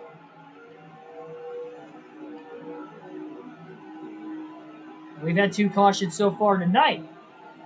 This could be the 3rd straight race with just the 2 yellows. Oh, man. Johnson into the back of Stewart in the tri-oval. Stewart caught Jeff Green in a bad spot.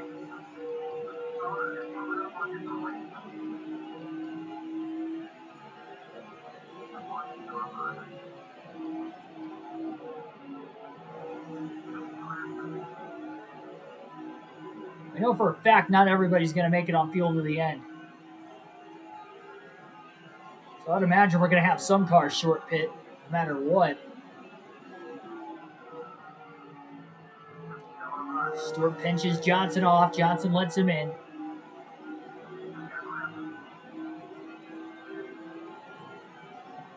And a ton of lap traffic coming in front of the top 2.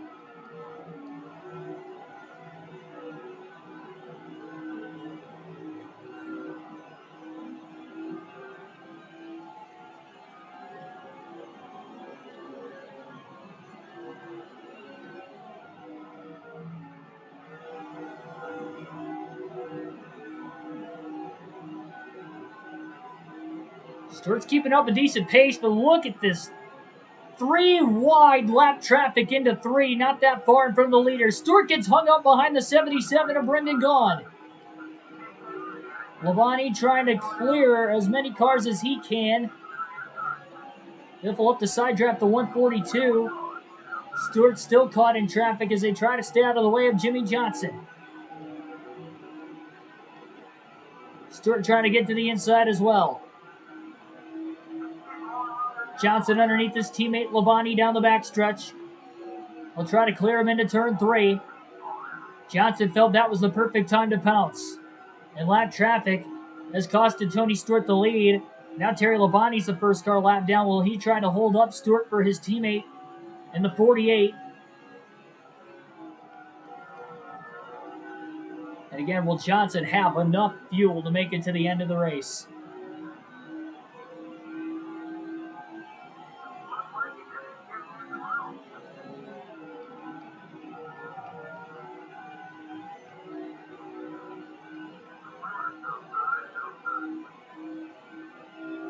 Underneath the 22 of Scott Wimmer. Trying to get around him quickly now. And he'll clear him into 1. About a half a second gap between Stewart and Johnson. A lot more lap traffic, though, still to come. It is far from over. Stewart heading quite a ways, though, before Johnson. He's probably banking on there being a caution if he's going to want a shot. One of the lap cars just up ahead. One of the last cars on the lead lap. Michael Waltrip just hit pit road that time. We'll go back to the far chase cam for the final 62 laps of tonight's race.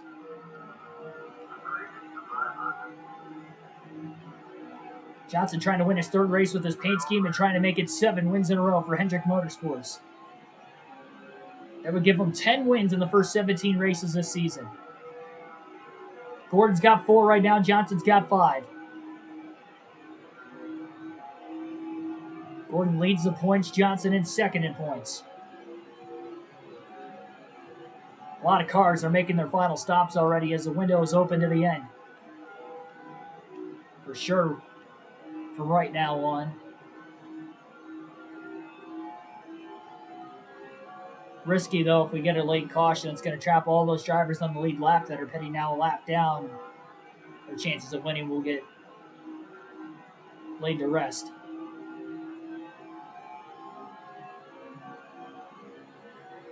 $60 to go. 12 people watching right now. You won't want to go anywhere. This is becoming very familiar that we have these types of races at Chicagoland for whatever reason on the EA Sports games. A fuel mileage race in Thunder 04. Now we're having one here in NASCAR Chase for the Cup 05 at the Cup Series. They've had cautions in both races. They just kind of fall at those moments where these guys are able to save just enough fuel to maybe make it.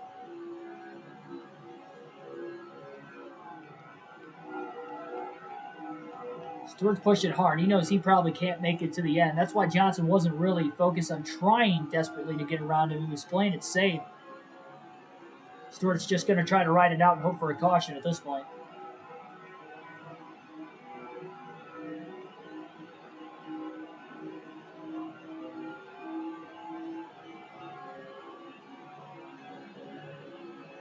Stewart was a half second off the lead, but after there is no lap traffic now between the top two, the lead's down to 0.2 of a second into turn one. Side-by-side lap traffic, but it's still a little bit up the ways down the backstretch. Almost a half a straightaway in front of Jimmy Johnson yet. Oh, they're going to go. I thought Kyle Petty was going to take it 3 wide. He still might. Not quite 3 wide, but he is underneath Jeff Burton.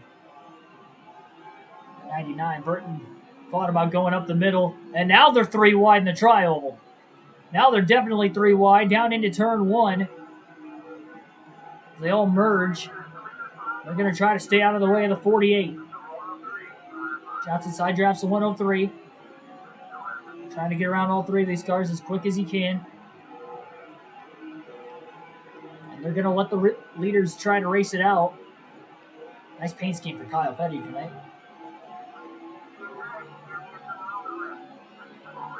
Johnson pulls clear on Kyle Petty. Oh, Burton just pulled down to make a pass on Petty for position. And in doing so, that held up Tony Stewart. Took Stewart's line away.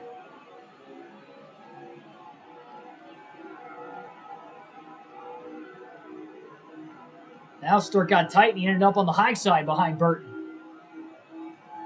So he got close. He went from a half second back to 0.2 of a second off the lead. Now it's back to almost a half a second again.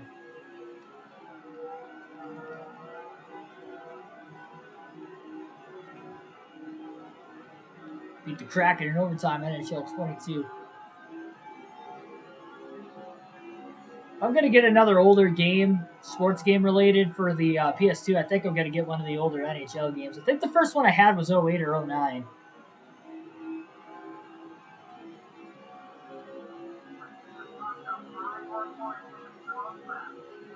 Whatever one Jonathan Toews was on the cover of. Inside Uranus, welcome to the stream. Ready to overtake you in the league next week. I don't think I'm in first place, though. I believe I'm in second.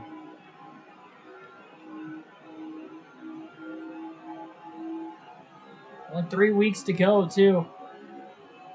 I just hope nothing too chaotic happens at Martinsville because I'm probably not going to get the internet to connect well enough to be able to adjust the lineup throughout the race. So you guys might have an advantage on me that week.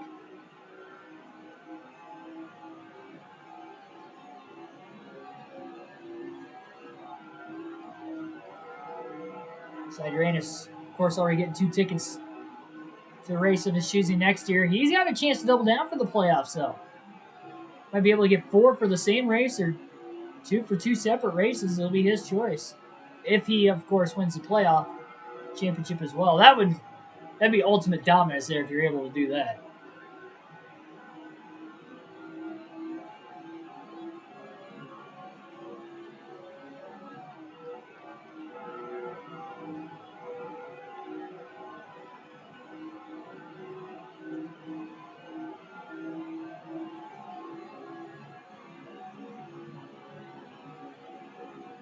Need to order more.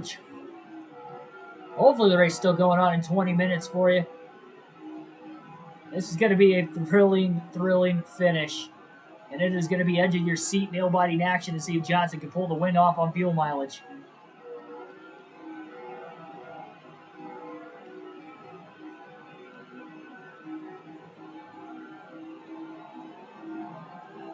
If we get another caution before the end of the race, you know everybody's going to pit then. That hasn't pit at the beginning of the window opening up. 3 wide right in front of Jimmy Johnson. And they're still 3 wide down the back straightaway.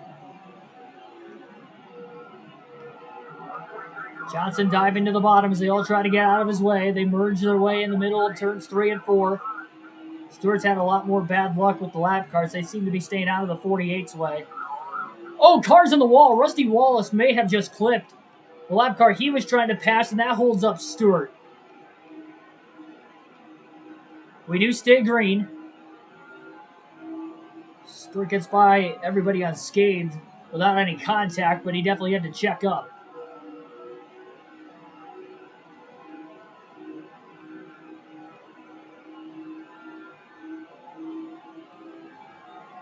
Think about getting Thunder 04 too. Well worth it, Michael. It's well worth it.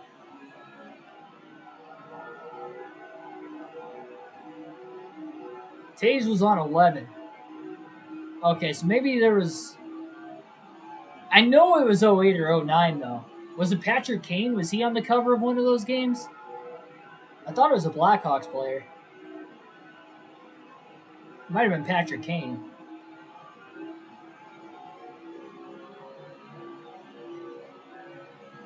I know it was 08 or 09. It was 0 something. I don't think it would have been before that. That's why I'm thinking it was 08 or 09.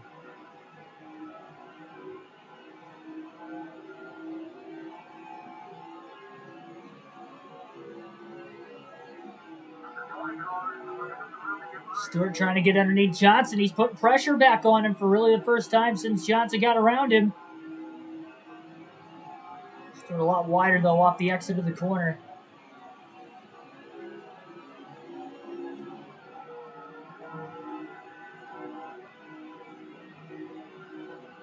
Johnson pulls him a tad in 1 and 2. Scott Riggs, who brought out the first caution of the day, still in this race with some damage on the front of his race car. Been involved in 2 cautions in the last 3 races. Tough stretch of races for the rookie. Stewart closes on Johnson, though, in 3 and 4. I think Jimmy's a little better in 1 and 2, but Stewart's better in 3 and 4, it seems. 177 and the 10 just keep crossing each other back and forth.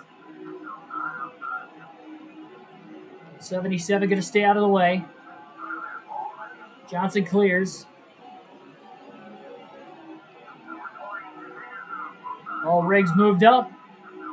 Johnson trying to thread the needle. 3 wide. That was tight off of turn 4. It's still tight into the tri-oval. Will they make it?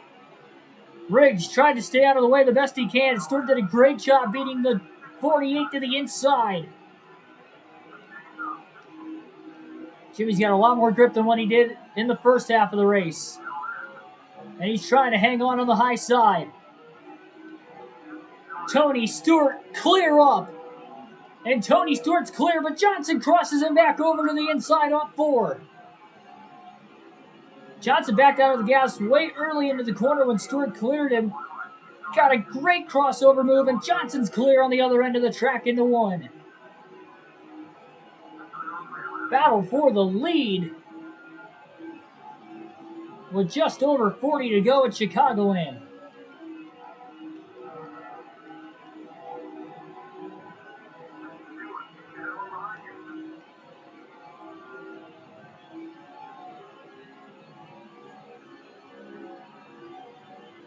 And oh man, oh man.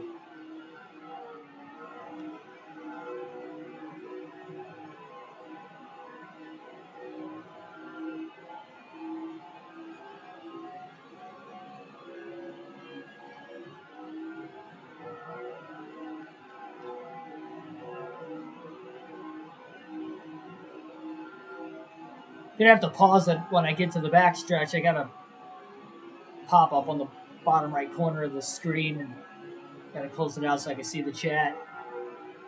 41 laps to go at Chicagoland. Next lap car is teammate of Jimmy Johnson. That'd be Brian Vickers. Make this real quick. There we go. Cars One Boy, welcome to the stream. Good timing just to see the end of this race. A fuel mileage finish at Chicagoland. Can Johnson make it on fuel to the end to win it?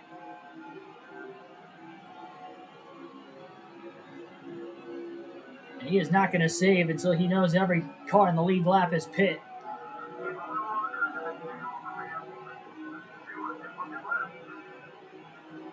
Messages from about 20 minutes ago? No, because I've been streaming. Oh, trouble, car on the wall, turn 4. No caution. Not sure who it was. It just happened with one of the lap cars up there, though. We stayed green with 39 laps to go. That would have been a caution Stewart needed. Look at Vickers blocking Stewart, being a teammate, letting Johnson through, and now trying to hold up smoke. Oh, 36 points is easily... Mathematically, again, you're within 200 points. You got a shot. 36, that is a really good chance.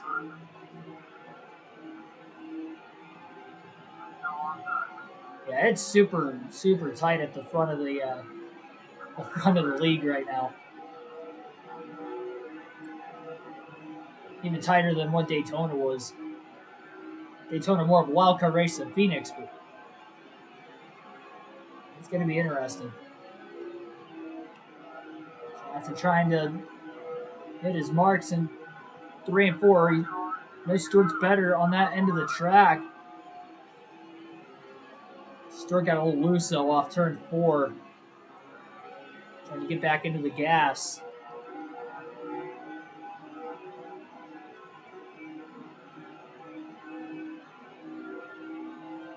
Johnson with a block down the backstretch. Roles were reversed that time. Johnson beat Stewart off of turn 4, but Stewart beat Jimmy off turn 2. Just hit halfway on fuel with 37 to go. Man. About 36 and a half laps left to be exact. Johnson pulls Stewart into the tri-oval again. No chance for Jimmy to save with second place right there. You don't want to save in case we do get a caution and give up the lead before making the final stop under the yellow. We almost saw a caution a few laps ago with the lap car.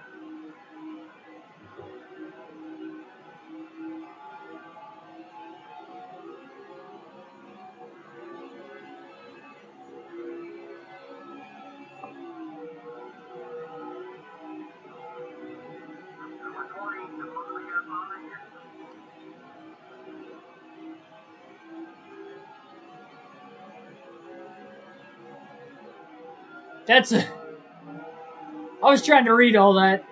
I almost missed my marks there in 3 and 4. Luckily, Stewart did too, and Stewart goes wide. Johnson's still able to pull him in 3 and 4.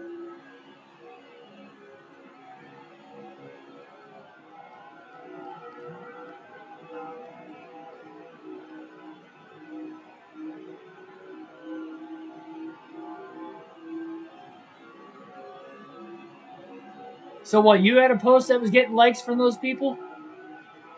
If so, pretty cool, man. Tom Bodine was always one of my favorite drivers in the Truck Series. Like, of the Truck Series regulars when I was growing up, Tom Bodine was probably my favorite. The Youngin.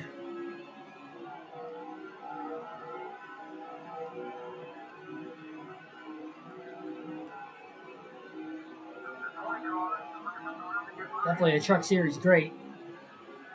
Multi-time champ. Oh, Stewart drove it in really deep into 3, but I think he clipped the apron and had to lift in the center of the corner when Johnson was on the gas, and Jimmy pulls him just a little bit again. Stewart got a good run, though, still into the tri-oval. Johnson's doing all he can right now to try and hang on.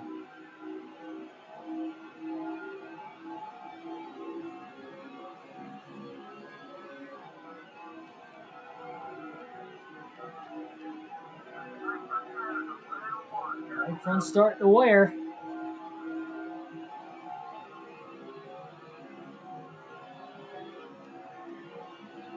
Johnson tried to go to the apron that time. He's going to wear the tires out a little bit more.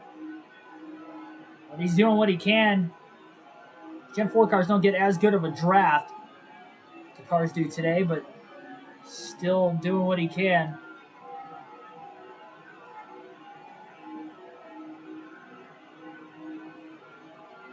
And he's raced Stewart very, very smart so far.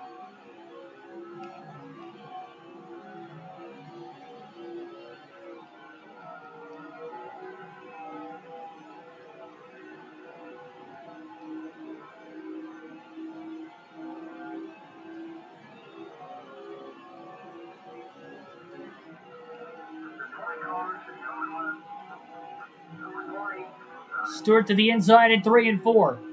Johnson on the high side. Tires are starting to wear out a little bit more at this point in the run. Unlike when they were side by side originally about 15 laps ago for the lead. A little bit of contact into one. Very gradual, but it doesn't take much.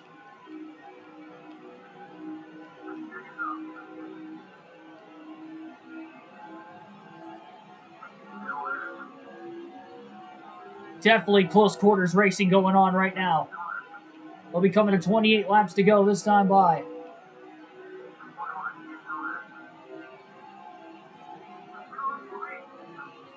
Tony Stewart is clear with a block in the tri-oval. Stewart leads at Chicago.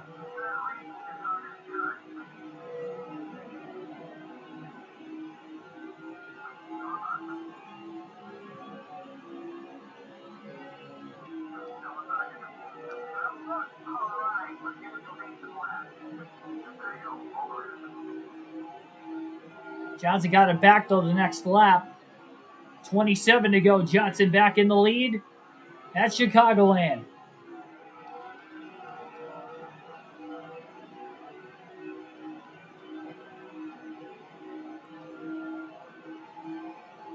Pretty good two-car battle late. Stewart again is well short on fuel. Jimmy Johnson right on the border. Neither of these two are saving. And here comes Stewart. Stewart's got a short pit. Tony knows he can't make it to the end. He is going to pit for tires now with 26 to go.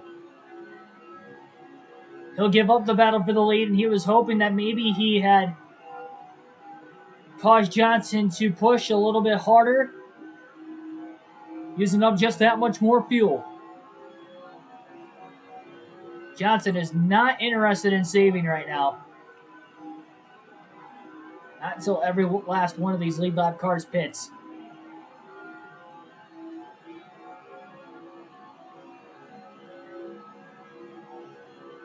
And then he's got to want to commit to making it to the end after that. He hasn't hit low fuel yet. That would mean that there would be a quarter of a tank of gas left on estimated gas.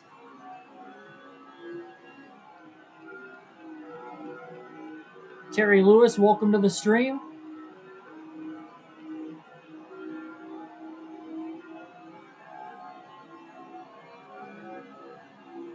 Yeah, definitely a crazy race at Texas. I'd say especially the last 50 laps are pretty unpredictable.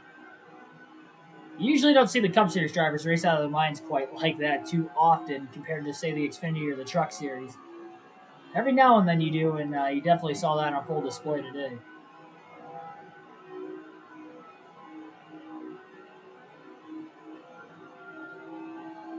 Who, Bodine's back in the trucks next season?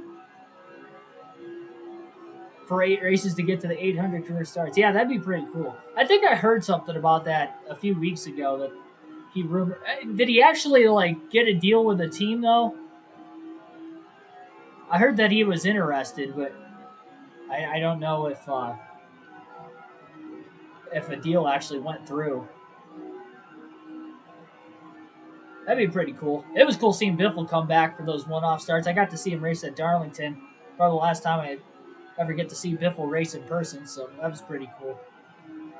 That was unexpected, too. He wasn't entered in the race until a couple weeks before, and I already had my tickets, so I was like, awesome. And they weren't really letting people in for the truck in the Xfinity races too often last year because it was the same day as the Cup race.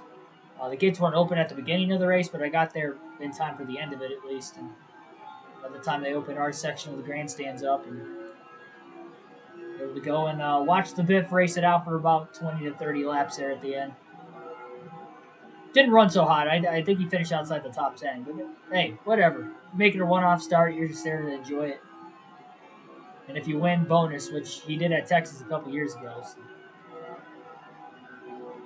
Which still mind boggles me. So Stewart pit pretty early. There's still quite a few cars on the racetrack yet. 20 laps to go at the land.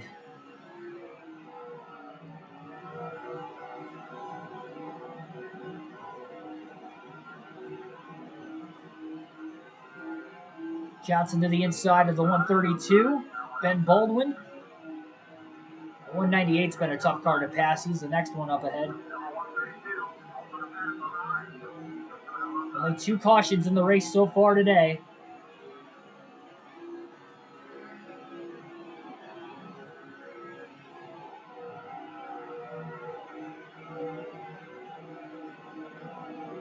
They were back-to-back as well.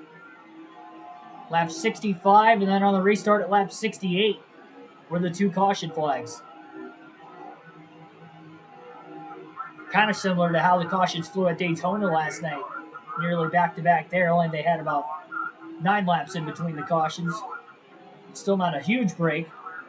Johnson clears the 198 in the trial. Didn't completely clear him off forward, but he had the straightaway speed to do so. Cars are pitting for their 4th time right now, but Jimmie Johnson has just hit a quarter tank of gas left with 18 laps to go. So can he make it the final 18 laps on fuel?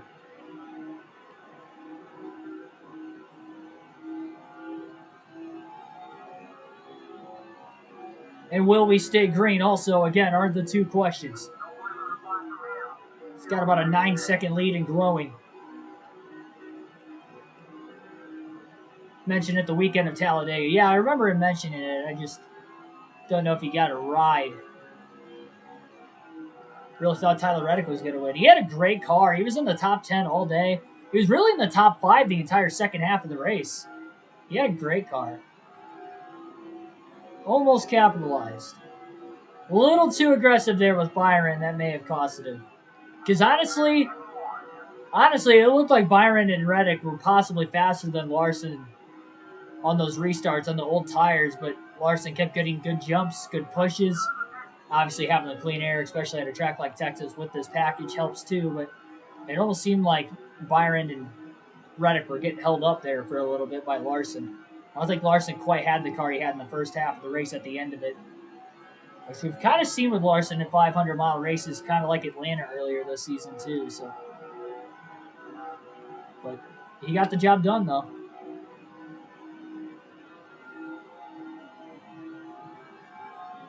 Yeah, Brad had pressure tires at the end too, didn't he? I think. But yeah, he had a pretty good day too. And he was below the cutoff line. If he would have won, that would have hurt my guy Blaney. Speaking of which, how about Ryan Blaney after race 1? 2nd and 3rd in the stages. I think he finished 8th in the race. Or no, sorry, 6th. Finished 6th in the race. I will take that. Great day. He's the highest running playoff driver that isn't Larson, who's already locked in with a win. 17 points above the cutoff line right now is Blaney. I like it. Going into 2 tracks. Hopefully he can grow that out a little bit more. But he is very good at Martinsville. If he can go in with a 20-plus point lead at Martinsville, he's very good there. He's finished 2nd both races last year there. He led over 200 laps and won 2 stages earlier this season. It's big. Big time for Blaney. I don't think he's going to win the championship, but I predicted him to make it to the championship before the playoffs started. I felt if he got out of the round of 16 with the playoff points he's got, and the tracks for him in the round of 12, round of 8 are really good for him. And even Phoenix is a really good track for him too, but the season Larson and Hamlin are having on consistency, and I'd say even Larson turning it up here these last couple weeks again. Larson's got to be the championship favorite right now. There's a reason why I picked Larson to win the championship when the playoffs started. It's definitely going to help Blaney too. That, oh man, big block by Johnny Sauter on Jimmie Johnson.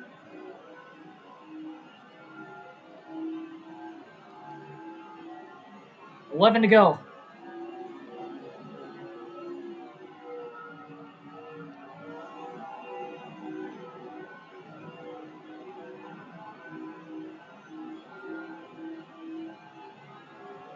Everybody can get back into this race with a yellow too, because they have pitted, which means they can take the wave around.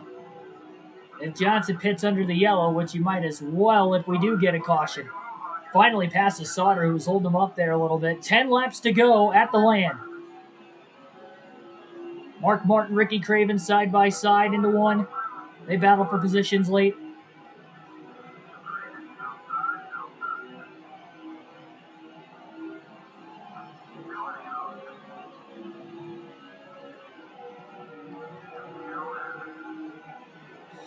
Isn't Charlotte Flair going to SmackDown, right? In the draft, I think she's going to SmackDown if I remember correctly. So I'm gonna say Belair wins the championship.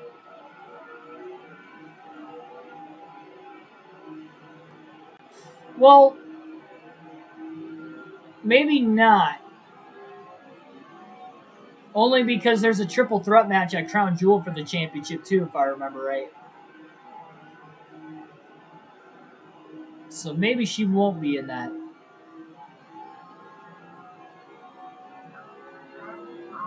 Eight laps to go. Eighth of a tank of fuel left now for Jimmy Johnson.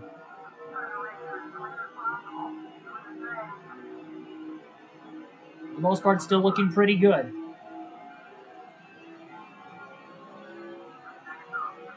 Hasn't really backed it up that much.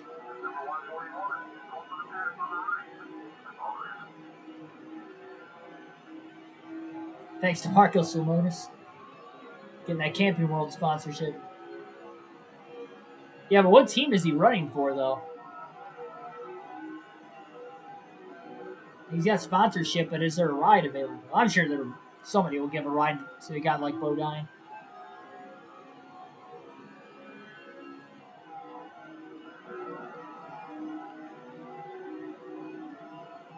Yeah, it's tough to say. I would have said Belair 100%, only because Charlotte's moving to SmackDown.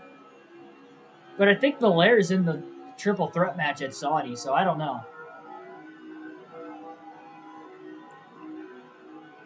Which I'm off of work Thursday, so I can watch that at noon. Actually, okay with it. Gives me something to do Thursday afternoon before we stream that night.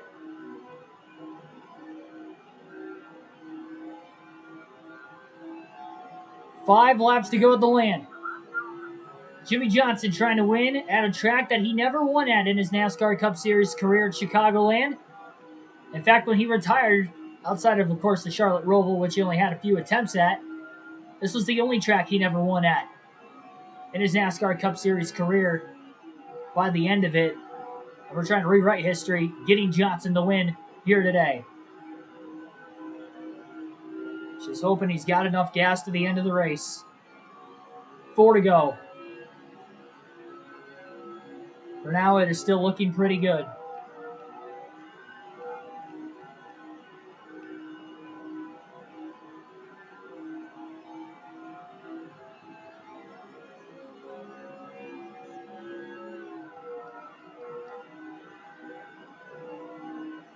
Jimmy's tires definitely getting older. Oh, geez. Well, when you think he's good, with 4 to go, fuel tank almost empty, now down to 3 to go. Johnson's on fumes. He's got a gigantic lead, but it depends if he does run out of gas where he runs out on the racetrack to coast all the way back around to the checker. Will he have enough fuel for the victory celebration, too?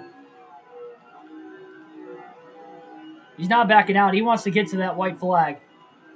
He may back out on the final lap, but I mean, honestly, with this big of a lead, I don't even think Jimmy's going to back up. 2 to go.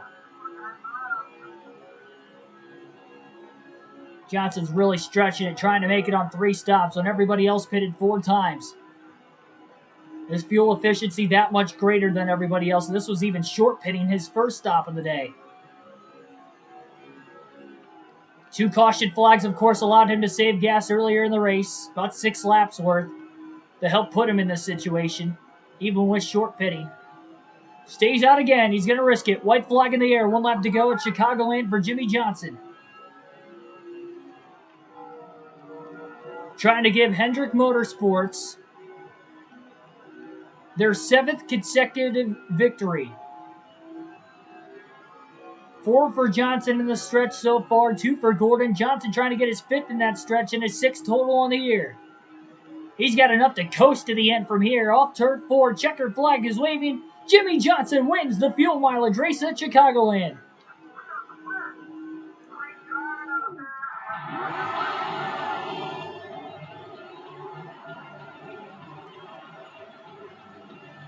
Outsmarting the field, Jimmy Johnson wins the fuel mileage race at Chicagoland. I mentioned at the start of the day when short pitting that Johnson was 1-2 going off strategy. Well, now he's even. He's 2-2 when going off strategy in these races. 2 of them he has won, 2 of them he has lost. And now he's out of gas. Ran out of gas in the victory celebration. I forgot that was actually possible in this game. That tells you how close we were on fuel. Jimmy didn't even have enough for his full burnout on the front stretch here in front of the crowd at Chicago. Out of fuel.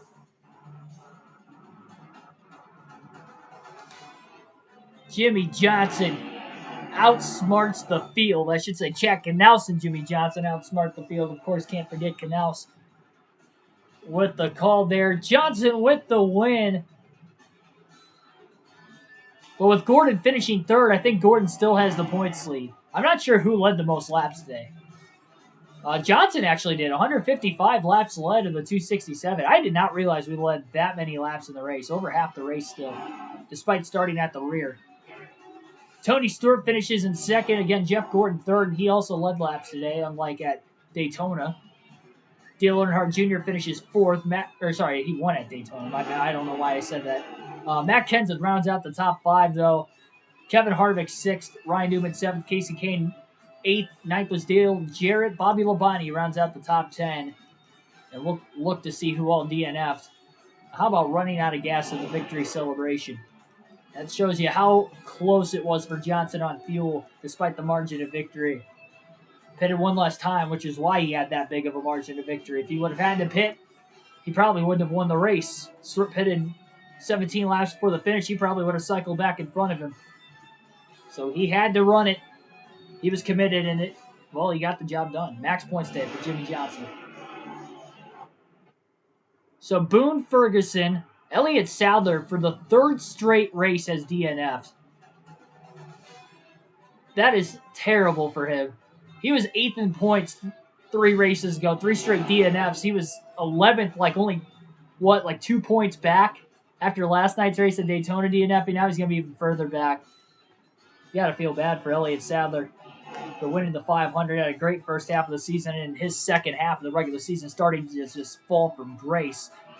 Kurt Busch, we saw him blow an engine. He did get 1 lap led in the middle of green flag stops earlier. Ray Parker actually finished the race, so only 4 DNFs tonight compared to 11 at Daytona the night before. But 2 cautions per incident, 46 lead changes in this race. And there is Jimmy Johnson in victory lane in the Tropicana 400.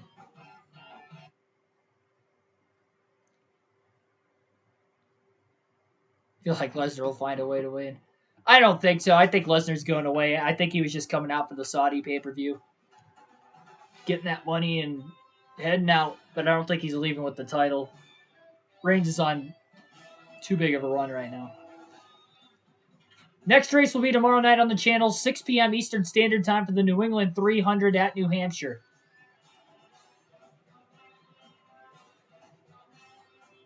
So New Hampshire, next race tomorrow night. Again, 6 p.m. Eastern Standard start time.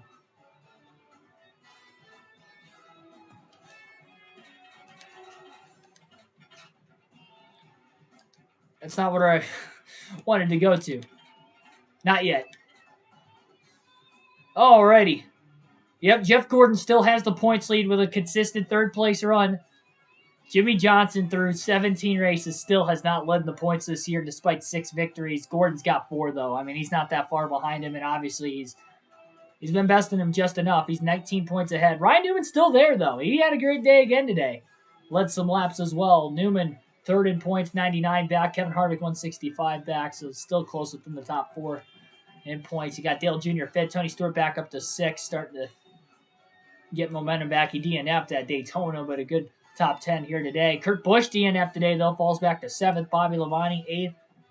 Casey Kane still in the top 10 solidly. And Matt Kenseth, last driver in on points. He's 45 points ahead of Rusty Wallace for that cutoff spot. And there's Sadler, who is now DNF'd in 3 straight races. He is still 12th in points, but, man, he is almost a race pack behind Matt Kenseth. That is not what he needed. Poll awards on the season. Ryan Newman's got the most. The Rocket Man, no surprise there. 3 for us, though. We're not that far behind him.